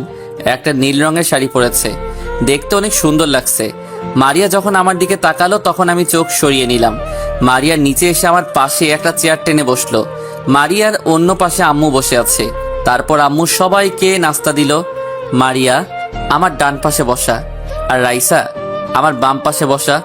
হঠাৎ রাইসা বলল, ভাইয়া, তোমার হাতে খাবার খেয়েছি, অনেক দিন হয়ে গেছে, আজকে আমাকে খাইয়ে দিবে? আমার বোন যখন বলেছে আমি কি না খাওয়াইয়ে পারি, নে হা কর। হঠাৎ মারিয়া আম্মুকে বলল, আম্মু, তুমি আমাকে খাইয়ে দিবে? আজ কত বছর হয়ে গেছে আম্মুর হাতে খাবার খেয়েছি। পাগল মেয়ে, বলে কি? তুই এখন আমার মেয়ে, তোকে আমি সব সময় খাইয়ে দিব। তারপর আম্মু মারিয়াকে খাইয়ে দিতে লাগলো। আমি রাইসাকে খাইয়ে দিতে লাগলাম, সাথে আমিও খেতে লাগলাম। নাস্তা খেয়ে রুমে চলে আসলাম। তারপর বাইকের চাবি নিয়ে নিচে আসলাম। তখন আম্মু বলল, কি রে, তুই এখন কোথায় যাস? মাত্র নতুন বিয়ে করছিস, বউকে একটু সময় দে। আম্মু আমার বাহিরে একটু কাজ আছে, রাইসা ওর সাথে থাকবে। আর কোনো কথা না বলে বাসা থেকে বেরিয়ে আসলাম। তারপর বাইকটা বের করে জীবনের বাসায় যেতে লাগলাম। রাফি আর জীবন ওরা গতকাল রাতে বাসায় চলে এসেছে। আর আপু আর দুলাভাই তারা সকাল সকাল ঢাকায় চলে গেছে। দুলাভাইয়ের অফিসে গুরুত্বপূর্ণ একটা কাজ আছে, আপুকে থাকতে বলেছে। কিন্তু আপু বলল পরে এসে থাকবে, তার শ্বশুর শাশুড়ি অসুস্থ, তাদের সেবা যত্ন করা লাগবে, তাই দুলাভাইয়ের সাথে চলে গেছে। জীবনের বাসায় এসে কলিং বেল চাপ দেওয়ার পর আন্টি দরজা খুলে দিল। ও আপনাদের তো বলতে ভুলে গেছি, জীবন এবং রাফি তাদের পরিবারের সবাই বিয়েতে গেছে। তারা গতকাল বিয়ে বাড়ি থেকে এসে বাসায় চলে এসেছে। আমি আন্টিকে দেখে সালাম দিলাম। আন্টি কেমন আছেন? জীবন কি বাসায় আছে? আমি ভালো আছি, তুমি কেমন আছো? তোমার বাসার সবাই ভালো আছে? আর জীবনও রুমে আছে। আলহামদুলিল্লাহ আন্টি, সবাই ভালো আছে, আমিও ভালো আছি। আচ্ছা, আমি জীবনের রুমে গেলাম। ঠিক আছে, যাও। ভিতরে ঢুকে জীবনের রুমে গেলাম। ভিতরে ঢুকে দেখি জীবন মোবাইল টিপতে আছে। আমাকে দেখে বলল, আরে রাসেল, তুই আয় বস। নতুন বিয়ে করছিস তো, তাই আর ফোন দিলাম না। বিয়ে না ছাই, আগে জানলে এই মেয়েকে কখনো বিয়ে করতাম না। তুই জানিস এই মেয়েকে? আমি জানবো কেমন করে? তুই বল, কে এই মেয়ে? আরে এ আর কেউ নাই, মারিয়া। তোকে আমি বলেছি না আমি একটা মেয়েকে ভালোবাসতাম, এটা সেই মেয়ে। ও, তার মানে এই সেই মারিয়া যার জন্য তুই এত কষ্ট পেয়েছিস? তবে তার কথা শুনে বুঝতে পারলাম মারিয়া আমাকে অনেক ভালোবাসে, কিন্তু তাকে আমি এত সহজে মেনে নিব না। তাকে কিছুদিন কষ্ট দিব, তারপর মেনে নিব। তাহলে এখন তুই কি করতে চাস? তুই আমাকে একটা মেয়ে ব্যবস্থা করে দে, আমি ওই মেয়ের সাথে প্রেমের অভিনয় করব মারিয়ার সামনে। তখন মারিয়া এটা দেখে অনেক কষ্ট পাবে। তা নয় বুঝলাম, কিন্তু বাসায় কিভাবে তোর আব্বু আম্মুর সামনে অভিনয় করবি অন্য মেয়ের সাথে? ঠিক বলছিস, আব্বু আম্মুকে কিছুদিনের জন্য বাহিরে পাঠিয়ে দিব, তাহলে আর সমস্যা হবে না। তাদের দুলাভাইয়ের বাসায় পাঠিয়ে দিব। তা ঠিক আছে, কিন্তু এখন বলিস না, আরো কিছুদিন পর পাঠিয়ে দিস, কারণ মাত্র নতুন বিয়ে করছিস। ওকে ঠিক আছে, আমি এখন তাহলে বাসায় যাই। তুই মেয়ে ঠিক করে আমাকে ফোন দিস। ঠিক আছে। আমি জীবনের বাসা থেকে বেরিয়ে আসলাম। আন্টি বলেছে খাবার খেয়ে যেতে। আমি বাইক নিয়ে সোজা বাসায় চলে আসলাম। কলিং বেল চাপ দেওয়ার পর আম্মু এসে দরজা খুলে দিল। তখন আম্মু বলল, কি রে, এতক্ষণ কোথায় ছিলি? মাত্র নতুন বিয়ে করেছিস, বৌমাকে একটু সময় দিবি, তা না তুই বাহিরে ঘুরতে বের হয়েছিস। আম্মু আমি একটু জীবনের বাসায় গেছি, আর নতুন বিয়ে করেছি তো কি হয়েছে, রাইসা তো বাসায় আছে। ও তো ছোট, ও কি সময় দিবে? তুই থাকলে মেয়েটার একটু ভালো লাগতো। ঠিক আছে, আমি রুমে গেলাম। আর কোনো কথা না বলে রুমে চলে আসলাম। রুমে এসে দেখি রাইসা মারিয়ার সাথে গল্প করছে। ও আপনাদের তো বলতে ভুলে গেছি, রাইসার আব্বু আম্মু ও তারা গতকাল বাসায় চলে গেছে। রাইসা বলল ও এখন যাবে না, পরে আমার সাথে যাবে। আমাকে রুমে দেখে রাইসা বলল, ভাইয়া, তুমি এতক্ষণ কোথায় ছিলে? জানো, ভাবি না অনেক ভালো, অনেক মিষ্টি করে কথা বলতে পারে। ভাইয়া একটু বাইরে কাজে গেছি, তোর সাথে পরে কথা বলবো। ভাইয়া এখন ফ্রেশ হয়ে একটু রেস্ট করব। তাহলে ঠিক আছে, আমি আম্মুর রুমে গেলাম। বলে রাইসা রুম থেকে বেরিয়ে গেল। আমি ওয়াশরুমে ঢুকে ফ্রেশ হয়ে বেরিয়ে এসে দেখি মারিয়া মনমরা হয়ে বসে আছে সোফায়। আমি বিছানায় গিয়ে শুয়ে পড়লাম। তোমার শরীরটা কি খারাপ? অসময়ে শুয়ে পড়লে যে। আমার শরীর ভালো না খারাপ সেটা কি তোকে বলবো? তুমি আমার সাথে এভাবে কথা বলছো কেন? আমি স্ত্রী, তোমাকে জিজ্ঞেস করতেই পারি। কিন্তু আমি তো তোকে স্ত্রী হিসেবে মানি না। আমি অন্য মেয়েকে ভালোবাসি। আমি তোকে ডিভোর্স দিয়ে বাসা থেকে বের করে ওই মেয়েকে বিয়ে করব। প্লিজ তুমি আমাকে ডিভোর্স দিও না। দরকার হয় তোমার বাসার কাজের মেয়ের মতো থাকবো, তবুও তুমি আমাকে বাসা থেকে বের করে দিও না। তোর সাথে কথা বলতে আমার ভালো লাগছে না, তুই আমার সামনে থেকে যা তো। মারিয়া কান্না করতে করতে রুম থেকে বেরিয়ে গেল। আমি মনে মনে বললাম, এমন কেমন লাগছে? আমিও কম কষ্ট পাইনি, তোমার জন্য অনেক কান্না করেছি। তো যাই হোক, রাতে সবাই একসাথে খাবার খেলাম। রুমে এসে বিছানায় শুয়ে মোবাইল টিপতে লাগলাম। কিছুক্ষণ পর মারিয়া রুমে আসলো। মারিয়া বিছানায় এসে শুয়ে পড়লো একপাশে। তখন আমি বিছানা থেকে নেমে সোফায় চলে গেলাম। তখন মারিয়া বলল, কি ব্যাপার, তুমি সোফায় গেলে কেন? বিছানায় এসে শুয়ে পড়ো। তোর সাথে আমি এক বিছানায় কখনো শুবো না। প্লিজ তুমি আমার সাথে এরকম করো না। ঠিক আছে, তুমি বিছানায় শুয়ে পড়ো, আমি সোফায় ঘুমিয়ে পড়ি। তারপরেও তুমি বিছানায় শুয়ে থাকো। ঠিক আছে, তবে তুইও বিছানায় ঘুমাবি, কিন্তু মাঝখানে কোলবালিশ থাকবে। যদি রাতে উল্টাপাল্টা কিছু করিস তাহলে তোর কপালে শনি আছে। মারিয়ার মন খারাপ হয়ে গেছে। আমি আর কোনো কথা না বলে সোফা থেকে বিছানায় গিয়ে একপাশে শুয়ে পড়লাম। হঠাৎ মোবাইলটা বেজে উঠল। তাকিয়ে দেখে জীবন ফোন দিয়েছে। তারপর বিছানা থেকে নেমে বেলকনিতে চলে গেলাম। আমি ফোনটা রিসিভ করে বললাম, বল, কেন ফোন দিয়েছিস? মেয়ে একটা পেয়েছি, তবে মেয়েটা আমার ভালোবাসা এবং আমার মামাতো বোন সিমি। তাকে তোর বিষয়ে সব খুলে বলেছি, কিন্তু প্রথমে রাজি হয়নি। পরে সবকিছু বুঝিয়ে বলছি, তারপরে রাজি হয়েছে। ও, কিন্তু তুই যে প্রেম করিস আমাকে তো বললি না। তা কবে থেকে? বেশি দিন হয়নি, মাত্র 6 মাস হয়েছে। কি 6 মাস হয়ে গেছে? আর তুই এখন আমাকে বলছিস? প্লিজ দোষ, রাগ করিস না। সিমি কাউকে বলতে মানা করেছে। এটা এখনো পর্যন্ত আমার পরিবারের কেউ জানে না। আচ্ছা ঠিক আছে, এখন আমি সিমির সাথে কথা বলতে চাই। আমি তোকে নাম্বার মেসেজ করে পাঠিয়ে দিব, আর এখন ফোন দিস না। ও এখন ঘুমিয়ে গেছে। সকালে ফোন দিয়ে তোর পরিচয় দিয়ে তো বন্ধুরা, এতক্ষণ ধরে গল্পটি শুনেছো। গল্পটি তোমাদের কাছে কেমন লাগছে? যদি গল্পটি ভালো লেগে থাকে এবং এ ধরনের গল্প আরও শুনতে পছন্দ করো, তাহলে এক্ষুনি নিচে থাকা সাবস্ক্রাইব বাটনটি টিপে আমাদের পরিবারের একজন সদস্য হয়ে যাও এবং গল্পটি কন্টিনিউ করো। আর হ্যাঁ, একটি সুন্দর কমেন্ট করতে কিন্তু ভুলবে না। কথা বলবি এবং কোথায় দেখা করতে হবে সেটা বলে দিস। আচ্ছা ঠিক আছে, তাহলে এখন ঘুমা, কালকে কথা হবে। আল্লাহ হাফেজ। ওকে, আল্লাহ হাফেজ। ফোন কেটে দিয়ে রুমে চলে আসলাম। মারিয়ার চেহারা কেমন যেন হয়ে গেছে। অনেক কান্না করছে তো তাই। মনে মনে বললাম, তোমাকে এখন মেনে নিব না পাখি। আগে তোমাকে আরো কিছুদিন কষ্ট দিব, তারপর আপন করে নিব। আমি বিছানায় এসে শুয়ে পড়লাম। সকালে ঘুম থেকে উঠতেই বুকটা কেমন ভারী ভারী লাগছে।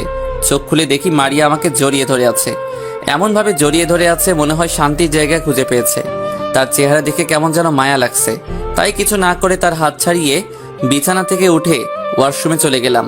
ফ্রেশ হয়ে বেরিয়ে দেখি মারিয়া উঠে গেছে। আমাকে বের হতে দেখে বিছানা থেকে উঠে ওয়াশরুমে চলে গেল। আমি একটা জামা গায়ে দিয়ে নিচে চলে আসলাম। কিছুক্ষণ পর মারিয়া নিচে আসলো। সবার সাথে নাস্তা করে বাসা থেকে বেরিয়ে সিমির নাম্বারে একটা মেসেজ দিলাম। আর এটাও বলে দিলাম আমি জীবনের বন্ধু, আর কোথায় আসতে হবে সেটাও মেসেজ করে দিলাম। সিমি ওকে বলে মেসেজ করলো। আমি বাইক নিয়ে রেস্টুরেন্টে চলে গেলাম। ভিতরে ঢুকে একটা টেবিলে বসে সিমির জন্য অপেক্ষা করতে লাগলাম। প্রায় 10 মিনিট পর একটা মেয়ে আমার সামনে আসলো। মেয়েটাকে দেখে আমি পুরো অবাক হয়ে গেলাম, আর মেয়েটাও আমাকে দেখে অবাক হয়ে গেল। তার মানে সিমি জীবনের মামাতো বোন। আপনারা হয়তো ভাবছেন আমি সিমিকে চিনি কি করে। আসলে সিমি, আমি ঢাকায় যে অফিসে চাকরি করতাম, সিমিও ওই অফিসে চাকরি করত। মারিয়ার সাথে ভুল বোঝাবুঝির পরে তাকে আর দেখি নাই। মারিয়াকে ভালোবাসার পর অফিসে তেমন মেয়েদের সাথে কথা বলতাম না। সিমি আমাকে দেখে বলল, আরে রাসেল, তুমি এখানে? তার মানে জীবন তোমার বন্ধু? আমারও একই প্রশ্ন, তুমি এখানে কেন? তুমি অফিস থেকে কোথায় চলে গেছো? আসলে বাবা হঠাৎ অসুস্থ হয়ে পড়ে, তখন বসের থেকে ছুটি নিয়ে বাসায় চলে আসি। এরপর আব্বু আমাদের ঢাকায় আসতে দেয় নাই। ও, তা তোমার আব্বু আম্মু কেমন আছে? এখন তাহলে কি করো? এখন তেমন কিছু করি না। আর তোমাকে একটা সত্যি কথা বলি, ওই দিন তোমাকে আমি ফোন করে বলেছি, কারণ ওই দিন আমি বাড়িতে যাওয়ার সময় মারিয়াকে অন্য ছেলের সাথে দেখি। আমি জানি তুমি মারিয়াকে ভালোবাসো, তোমাদের দুজনকে একসাথে দেখেছি, তাই মারিয়াকে চিনতে কষ্ট হয়নি। ওখানে একটা ভুল বোঝাবুঝি হয়েছে, কারণ ছেলেটা মারিয়ার মামাতো ভাই ছিল। তারপর সিমিকে সবকিছু খুলে বললাম। কি? মারিয়া তোমার গায়ে হাত তুলেছে? ও তো তোমাকে ভালোবাসে, তারপর কেমন করে পারলো তোমার গায়ে হাত তুলতে? যাক সে কথা, এখন সেই মারিয়া আমার বউ। তবে তার কথা শুনে বুঝতে পারলাম এখনো মারিয়া আমাকে ভালোবাসে, কিন্তু আমি তাকে এত সহজে মেনে নিব না, তাকে অনেক কষ্ট দিব। তাহলে আমাকে এখন কি করতে হবে? এখন আমি তোমাকে যে কোনো সময় ফোন দিব, তখন তুমি আমার সাথে প্রেমের অভিনয় করবে, এতে মারিয়া অনেক কষ্ট পাবে। আচ্ছা ঠিক আছে, তুমি যেভাবে বলবে আমি সেভাবেই করব। তবে বেশি কষ্ট দিতে গিয়ে আবার মারিয়াকে হারিয়ে ফেলো না। না, এমনটা কখনো করব না। আগে কিছুদিন কষ্ট দেব, তারপর ভালোবাসা দিয়ে সব কষ্ট দূর করে দিব। আরও কিছুক্ষণ কথা বলার পর সিমি চলে গেল। আমি বসে না থেকে বাসায় চলে আসলাম। এভাবে দেখতে দেখতে 10 দিন চলে গেল। আমি এখন অফিসে যাওয়া আসা করি। সিমির সাথে মারিয়ার সামনে মোবাইলে কথা বলি। এত মারিয়া মনমরা হয়ে থাকে, আমাকে কিছু বলে না, শুধু কান্না করে। আজকে সকালে আব্বু আম্মুকে আপুর বাসায় পাঠিয়ে দিয়েছি। বাসায় আমি আর মারিয়া আছি। ও আপনাদের তো বলতে ভুলে গেছি, রাইসাকে তার বাবা এসে নিয়ে গেছে, কারণ তার স্কুল আছে। সকালে আব্বু আম্মুকে বিদায় দিয়ে অফিসে চলে এসেছি। বিকেলে অফিস শেষ করে বাইরে এসে সিমিকে ফোন দিয়ে বললাম আগের সেই রেস্টুরেন্টে আসার জন্য। আমি গাড়ি নিয়ে রেস্টুরেন্টে চলে গেলাম। গাড়ি পার্কিং করে রেস্টুরেন্টের ভিতরে গিয়ে একটা টেবিলে বসলাম। কিছুক্ষণ পর সিমি চলে আসলো। কেমন আছো রাসেল? আমি ভালো আছি, তুমি কেমন আছো? আলহামদুলিল্লাহ, আমিও ভালো আছি। তা কি জন্য রেস্টুরেন্টে আসতে বললে? আব্বু আম্মু আপুর বাসায় চলে গেছে, তোমাকে নিয়ে আজকে বাসায় যাব। কিছুক্ষণ মারিয়ার সামনে অভিনয় করবে, তারপর আমি তোমাকে বাসায় দিয়ে যাব। ঠিক আছে চলো। তারপর দুজনে রেস্টুরেন্ট থেকে বেরিয়ে গাড়ি নিয়ে সোজা বাসায় চলে আসলাম। কলিং বেল চাপ দেওয়ার পর মারিয়া দরজা খুলে দিল। আমার সাথে সিমিকে দেখে অবাক হয়ে গেল। তখন সিমি বলল, বাবু এই মেয়েটা কে? ও হচ্ছে আমাদের কাজের মেয়ে, কিছুদিন হয়েছে আম্মু রাস্তা থেকে নিয়ে এসেছে। ও ঠিক আছে, এই মেয়ে আমাদের জন্য কফি বানিয়ে নিয়ে আসো, আমরা রুমে যাচ্ছি। মারিয়া মাথা নিচু করে আমাদের সামনে থেকে চলে গেল। আমি আর সিমি ভিতরে ঢুকে নিজের রুমে চলে আসলাম। কিছুক্ষণ পর মারিয়া কফি নিয়ে আসলো। সিমি কফিটা মুখে দিয়ে কাপটা নিচে ফেলে দিল। তখন সিমি বলল, এটা কি কফি নাকি অন্য কিছু? এত ঠান্ডা কেন? কফি তো গরম ছিল। তুই আমার মুখের ওপর কথা বলিস? এখনই রুমটা পরিষ্কার কর। বাবু তোমার আম্মু কেন যে এই রাস্তার মেয়েকে বাসায় আনছে? ঠিক বলছো, এদের মতো মেয়েদের বাসা থেকে বের করে দেওয়া উচিত। শুধু পারছি না, আম্মু তাকে নিয়ে এসেছে। মারিয়া কোনো কথা না বলে কাপের টুকরোগুলো কুড়িয়ে রুম থেকে বেরিয়ে গেল। আমি জানি মারিয়া অনেক কষ্ট পেয়েছে। তারপর আমি বিছানা থেকে নেমে রুমের দরজা বন্ধ করে দিলাম। বিছানায় এসে গায়ের জামাটা খুলে ফেললাম। সিমিকে বললাম, তোমার ঠোঁটের লিপস্টিক আমার জামায় লাগিয়ে দাও। যদি মারিয়া আমার জামাইটা দেখে তাহলে সে ভাববে আমাদের মাঝে কিছু একটা হয়েছে। ঠিক আছে দাও। সিমি তার ঠোঁট দিয়ে জামায় লিপস্টিক লাগিয়ে দিল। জামাটা গায়ে দিয়ে দুজনের রুম থেকে বেরিয়ে আসলাম। রুম থেকে বেরিয়ে এসে দেখি মারিয়া সোফায় বসে মাথা নিচু করে কান্না করছে। চলো বেবি, তোমাকে বাসায় দিয়ে আসি। আজকে কিন্তু অনেক মজা পেয়েছি, কালকে কিন্তু আবার আসবে। ঠিক আছে আসবো, এখন চলো।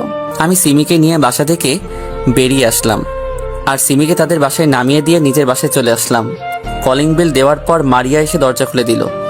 চেহারা দেখে বোঝা যাচ্ছে অনেক কান্না করছে, চোখ দুটো ফুলে আছে, নিজের কাছে খারাপ লাগছে। আমি কোনো কথা না বলে রুমে চলে আসলাম। ফ্রেশ হয়ে বিছানায় শুয়ে মোবাইল টিপতে লাগলাম। মারিয়া রুমে এসে বলল, খাবার খাবে না? তুমি যে শুয়ে আছো।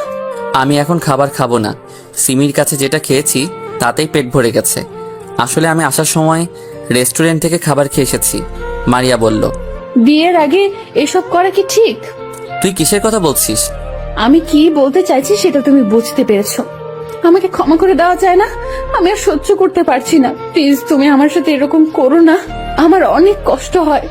তোমার সাথে কোনো মেয়েকে আমি সহ্য করতে পারি না। কষ্ট আমিও কম পাইনি, তোর জন্য প্রতিদিন রাতে কান্না করতাম। তোকে আমি ভুলতে পারি নাই, কিন্তু পরে চিন্তা করলাম তুই যদি আমাকে ছাড়া সুখী থাকতে পারিস তাহলে আমি কেন পারবো না। তাই তো সিমিকে ভালোবেসে ফেলেছি। মেয়েটা অনেক ভালো, আমার কত কেয়ার করে। আমি তো তোমার জন্য 1 বছর কষ্ট পেয়েছি, কিন্তু তুমি 2টা দিন কষ্ট সহ্য করতে পারো নাই। আমি এখন তোর সাথে কথা বলতে চাই না, আমাকে একটু একা থাকতে দে। তোকে দেখলে মাথা গরম হয়ে যায়। মারিয়া আর কোনো কথা না বলে কান্না করতে করতে রুম থেকে বেরিয়ে গেল। আমি মোবাইল টিপতে লাগলাম। কিছুক্ষণ পর মারিয়া রুমে এসে এক পাশে শুয়ে পড়ল। দেখতে দেখতে 1 মাস চলে গেল। মারিয়াকে অনেক কষ্ট দিয়েছি। কাল রাতে মারিয়া রুমে এসে বলল, বাবু এই মেয়েটা কে? আমি ওর বউ। ও ঠিক আছে, এক মাসে রিমি আরও 5-6 বার এসেছে। আব্বু আম্মু বাসায় চলে এসেছে। মারিয়া আগের থেকে অনেক শুকিয়ে গেছে। খাওয়া দাওয়া ঠিক মতো করে না, খালি কান্না করে, মন মরা হয়ে বসে থাকে। তাই ভাবছি মারিয়ার জন্মদিনে তাকে আপন করে নিব। জন্মদিনের এখনো 15 দিন বাকি আছে। সকালে ঘুম থেকে উঠে দেখি মারিয়া আমার পাশে নেই। আমার মনে হয় নিচে চলে গেছে সকালের নাস্তা তৈরি করতে। আমি বিছানা থেকে নেমে ওয়াশরুমে ঢুকে ফ্রেশ হয়ে রেডি হয়ে নিচে চলে আসলাম। একটা চেয়ার টেনে বসলাম। মারিয়া আমাকে নাস্তা দিল। হয়তো ভাবছে আমি খাবো না, কিন্তু তাকে অবাক করে দিয়ে আমি নাস্তা খেতে লাগলাম। মারিয়ার মুখে খুশির ছাপ দেখছি, কারণ আগে মারিয়া আমাকে নাস্তা দিলে আমি খেতাম না, নিজের হাতে নিয়ে খেলাম। নাস্তা করে আব্বু আম্মুকে বলে বাসা থেকে বেরিয়ে এসে গাড়ি নিয়ে অফিসে চলে আসলাম। অফিসের ভিতরে ঢুকে নিজের কেবিনে চলে গেলাম। বসে বসে একটা ফাইলের কাজ করতে লাগলাম। হঠাৎ দরজার সামনে দাঁড়িয়ে রাফি বলল, ভিতরে আসবো? আরে রাফি, আয় বস, তোর অনুমতি লাগবে না। তা হঠাৎ আমার অফিসে? তোকে একটা দাওয়াত দিতে এসেছি। আগামী শুক্রবার আমার বিয়ে। তোর আব্বু আম্মু ভাবি তুই সহ চলে আসবি। কি বলছিস? তোর বিয়ে আমি আসবো না? তা মেয়েটা কে? আমি যে অফিসে কাজ করি ওই অফিসে তিথি কাজ করে। তিথি আমাকে অফিসে দেখে পছন্দ করে, তারপর ওর আব্বু আম্মুকে আমাদের বাসায় পাঠায়। যাক, ভালো হলো। তোর বিয়েটা হয়ে গেলে জীবন বাকি থাকবে। ঠিক আছে, তুই কাজ কর। বিয়ের 2 দিন আগে কিন্তু ভাবিকে নিয়ে চলে আসবি। আমি জীবনের রুমে গেলাম, তাকে দাওয়াতটা দিয়ে আসি।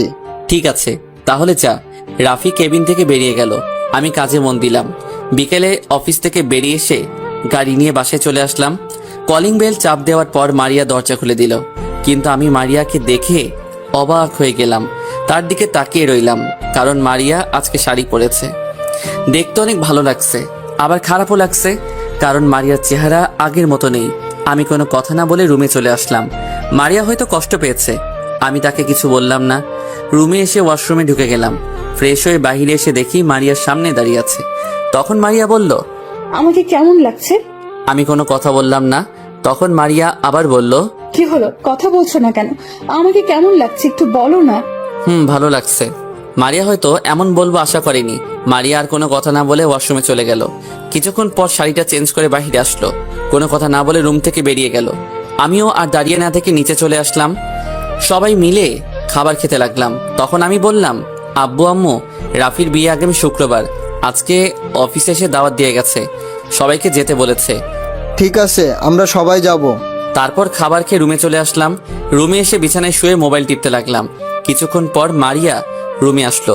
দরজা বন্ধ করে আমার পাশে এসে এমন কিছু করবে, আমি তো অবাক হয়ে গেলাম। মারিয়া আমার পাশে শুয়ে আমাকে জড়িয়ে ধরলো। আমি মারিয়াকে জোর করে ছাড়িয়ে বিছানায় বসে বললাম, তোর সাহস তো কম নয়, তুই আমাকে জড়িয়ে ধরেছিস কেন? আমি তোকে বলছি না আমার কাছে কখনো স্বামীর অধিকার পাবি না? আর একবার যদি তুই করে বলছো তাহলে মাথা ফাটিয়ে দিমো। তুমি কি মনে করেছো আমি কিছুই জানি না? তুমি আমাকে কষ্ট দেওয়ার জন্য ওই মেয়ের সাথে প্রেমের অভিনয় করছো। তোকে কে বলেছে আমি সিমিকে ভালোবাসি? সিমিও আমাকে ভালোবাসে।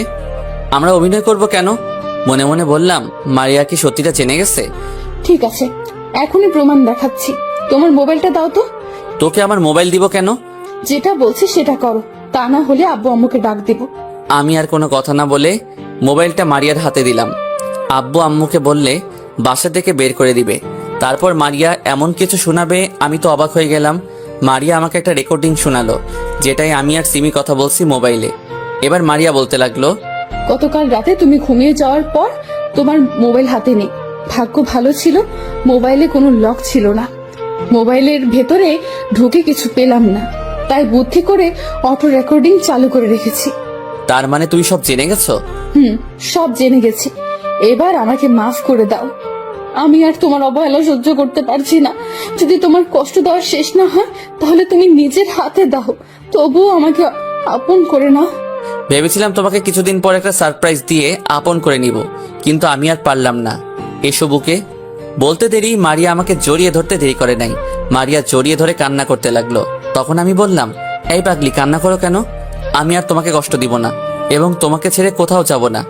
এবার যদি আমাকে ছেড়ে চলে যাও তাহলে আমি আর বলতে না দিয়ে ঠোঁট দুটো এক করে দিলাম। দুজনে দুজনকে জড়িয়ে ধরে কিস করতে লাগলাম। প্রায় 5 মিনিট পর ছেড়ে দিলাম। তখন আমি বললাম, আর একবার যদি মরার কথা মুখ দিয়ে বের করো তাহলে আমাকে হারাবে। না না, আমি তোমাকে হারাতে পারবো না। আমি তোমাকে অনেক ভালোবাসি, আর কখনো মরার কথা মুখ দিয়ে বের করব না। এবার ঠিক আছে। আচ্ছা, তুমি বলেছিলে সারপ্রাইজ দিবে, তা কিসের সারপ্রাইজ? সেটা সময় হলে জানতে পারবে। চলো দুজনে একটু রোম্যান্স করি। তা করো, তোমাকে কেউ ধরে রাখছে? আমি মারিয়াকে বিছানায় ফেলে দিয়ে বুকের উপর শুয়ে তার ঠোঁট দুটো এক করে দিলাম। তারপর আর কি আমি আর বলতে পারবো না, কারণ এখন রমজান মাস। সকালে ঘুম থেকে উঠতে দেখি মারিয়া আমাকে জড়িয়ে ধরে শুয়ে আছে। তার শরীরে কাপড় নেই। হঠাৎ মারিয়ার গলার নিচে একটা তিল দেখে নিজেকে কন্ট্রোল করতে পারলাম না। ওই তিলটাই কিস করতে লাগলাম। মারিয়া আমার মাথার চুল খামচে ধরলো। তারপর আর কি, সকালবেলা আরেকবার হয়ে গেছে।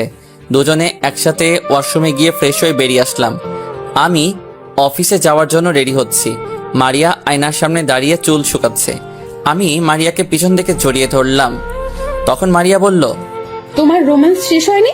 সারা রাত ঘুমাতে দাও নাই, আবার সকালেও শুরু করছো। হঠাৎ তুমি এত রোমান্টিক হলে কবে থেকে? এমন একটা সুন্দরী বউ থাকলে খালি আদর করতে মন চায়। এখন ছাড়ো, আব্বু আম্মু আমাদের জন্য অপেক্ষা করছে। মারিয়াকে ছেড়ে দিলাম। তারপর দুজনে একসাথে নিচে গেলাম। আমি আর মারিয়া দুটো চেয়ার টেনে বসলাম। তারপর নাস্তা করে অফিসে চলে আসলাম। দেখতে দেখতে রাফি বিয়ের দিন চলে আসলো। কালকে বিয়ে, আজকে গায়ে হলুদ। সকাল থেকে রাফি ফোন করে যাচ্ছে। আব্বু আম্মুকে সকালে পাঠিয়ে দিছি। আমি আর মারিয়া এখনো বাসায়। রুমে আমি আর মারিয়া রেডি হতে লাগলাম। আমার রেডি হওয়া শেষ, কিন্তু মারিয়ার এখনো হয়নি, কারণ মারিয়া শাড়ির কুচি পরতে পারছে না। আমি মারিয়ার হাত থেকে কুচিটা হাতে নিয়ে পরিয়ে দিলাম। মারিয়া চোখ বন্ধ করে ফেললো। মারিয়ার পেটে একটা কিস করলাম। মারিয়া কেঁপে উঠলো। বসা থেকে দাঁড়িয়ে দেখি মারিয়া এখনো চোখ বন্ধ করে আছে। আমিও আর সুযোগ মিস করি নাই। মারিয়ার ঠোঁট দুটো এক করে দিলাম। প্রায় 2 মিনিট পর ছেড়ে দিলাম। তোমার কি খালি কিস করতে মন চায়? কি করবো বলো, তোমার এই গোলাপি ঠোঁট দেখলে কিস করতে মন চায়। এখন চলো, পরে অনেক সময় পাবে রোম্যান্স করতে, এমনি অনেক দেরি হয়ে গেছে। আমি আর মারিয়া রুম থেকে বেরিয়ে বাসার বাইরে চলে আসলাম। গাড়ি নিয়ে দুজনে একসাথে গিয়ে মার্কেটে গেলাম। মার্কেট থেকে উপহার নিয়ে রাফির বাসায় চলে আসলাম। বাড়িটা অনেক সুন্দর করে সাজিয়েছে। গাড়ি পার্কিং করে দুজনে ভিতরে গেলাম। ভিতরে ঢুকে দেখি অনেক মেহমান এসেছে। জীবন আর সিমিও এসেছে। আমাদেরকে দেখে দুজনেই সামনে আসলো। তখন সিমি বলল, ভাবি, তুমি আমাকে ক্ষমা করে দাও। তোমার সাথে নানান ধরনের কথা বলেছি। আমাকে এসব করতে বলেছে তোমার জামাই। আমি সব জানি, সমস্যা নেই, এটা আমার কপালে ছিল। এখানে দাঁড়িয়ে কথা বলবি? চল রাফির কাছে যাই সবাই। তোমরা 2 বন্ধু যাও, আমি আব্বু আম্মুর সাথে দেখা করে আসি। ঠিক আছে যাও। মারিয়া আর সিমি চলে গেল। আমি এবার জীবনকে বললাম, তোকে যা বলেছি সবকিছু ঠিকঠাক ভাবে করেছিস?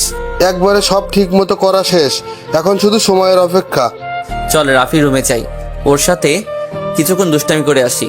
অনুষ্ঠান শুরু হতে এখনো বাকি আছে। তারপর জীবন আর আমি রাফির রুমে গেলাম। হাই হাই, রাফির রুমে এসে দেখি সব ময়দা সুন্দরী। রাফি আমাদের দুজনকে দেখে মেয়েগুলোকে বাইরে যেতে বলছে। সব মেয়েরা বাইরে গেল। শালা, তোর আসতে এত দেরি হলো কেন? আমার বিয়ের সময়ও তোর কাজ করতে হয়? ওই হারামি, তুই কাকে শালা বলিস? আমার বোনের বিয়ে হয়ে গেছে, এখন এত কথা বাদ দে। সব কাজ শেষ। শেষ। আমি, জীবন আর সিমি 3 জনে মিলে সবকিছু সাজিয়ে রেখেছি। ওকে ঠিক আছে, এখন সময়ের অপেক্ষা। তারপর 3 জনে মিলে কিছুক্ষণ কথা বললাম। কথা বলতে বলতে রাফির অনুষ্ঠানের সময় হয়ে গেছে। রাফিকে সাজিয়ে স্টেজে নিয়ে আসলাম। রাফির হলুদ লাগানো শেষ। এখন 12টা বাজতে আর মাত্র 5 মিনিট সময় আছে। রাফি, জীবন আর সিমি তারা চলে গেছে ছাদে। আমি মারিয়ার চোখ বেঁধে ছাদে নিয়ে আসলাম। তখন মারিয়া বলল, কি ব্যাপার, তুমি আমাকে কোথায় নিয়ে আসলে? আগে তোমার চোখ খুলে দেই। আমি মারিয়ার চোখের বাঁধন খুলে দিলাম।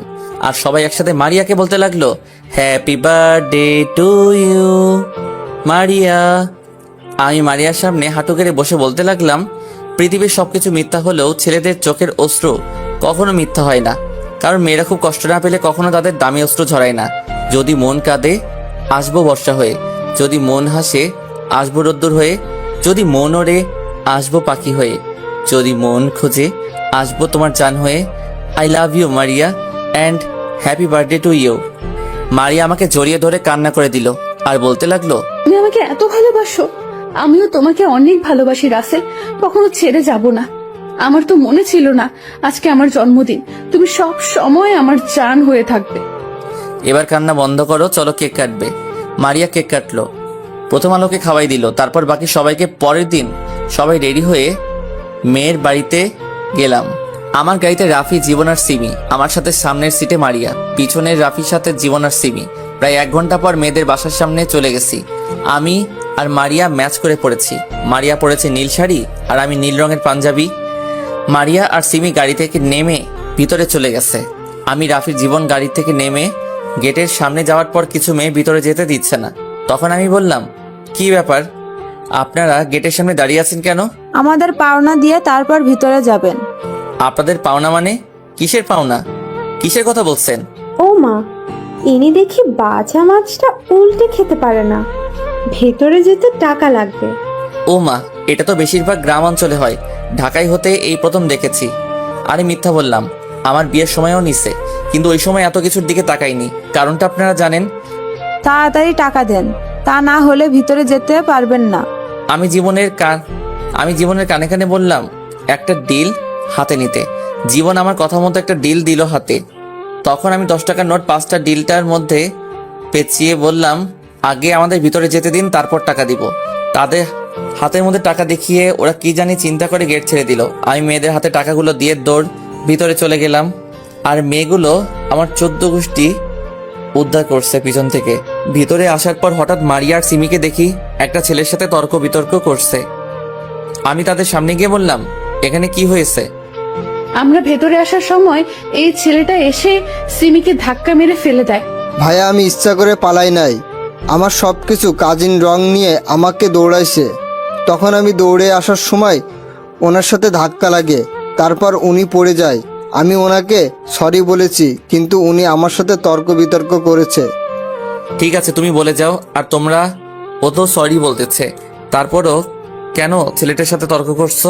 সরি। ঠিক আছে, ভিতরে চলো। ভিতরে ঢোকার পর বিয়ে পড়ানো শেষ। তারপর সবাই খাওয়া দাওয়া করে মেয়েকে নিয়ে চলে আসি। রাফির বাড়ির সবার কাছ থেকে বিদায় নিয়ে আব্বু, আম্মু, আমি আর মারিয়া বাসায় চলে আসি। জীবন আর সিমি আজকে থাকবে রাফির বাসায়। বাসায় এসে কলিং বেল চাপ দেওয়ার পর কাজের বুয়া এসে দরজা খুলে দিল। আমি আর মারিয়া আমাদের রুমে চলে আসলাম। রুম থেকে ফ্রেশ হয়ে বাইরে আসার পর মারিয়া ঢুকলো ওয়াশরুমে। মারিয়া গেল ফ্রেশ হয়ে এসে বিছানায় শুয়ে আমাকে জড়িয়ে ধরে বলল, আজকে বিয়ে বাড়িতে দেখছি মা তাদের ছেলে মেয়েকে কি সুন্দর করে খাবার খাইয়ে দেয়। তো কি হয়েছে? আমিও মা হব, তুমি আমাকে একটা ছেলে দাও। আমি তোমাকে কোথায় থেকে ছেলে এনে দিব? মজা করে মারিয়াকে বোঝাতে চাচ্ছে। না বসলে নাই, আমি এখন ঘুমাবো বলে অন্যদিকে মুখ ফিরিয়ে শুয়ে পড়লো। আমি পিছন থেকে জড়িয়ে ধরে বললাম, তাহলে ছেলে আনার মিশনে নেমে পড়ি। এটা বলার সাথে সাথে মারিয়া আমাকে জড়িয়ে ধরলো। লজ্জায় চেহারা পুরো লাল হয়ে গেছে। তারপর আর কি শুরু হয়ে গেল মিশন। এই মেয়েরা রোজা রাখেন নাই? আর কি দেখেন, রোজার সময়গুলো এগুলোর মানুষ দেখে না, সবাই খারাপ বলবে। ধন্যবাদ সবাইকে, পাশেই থাকবেন।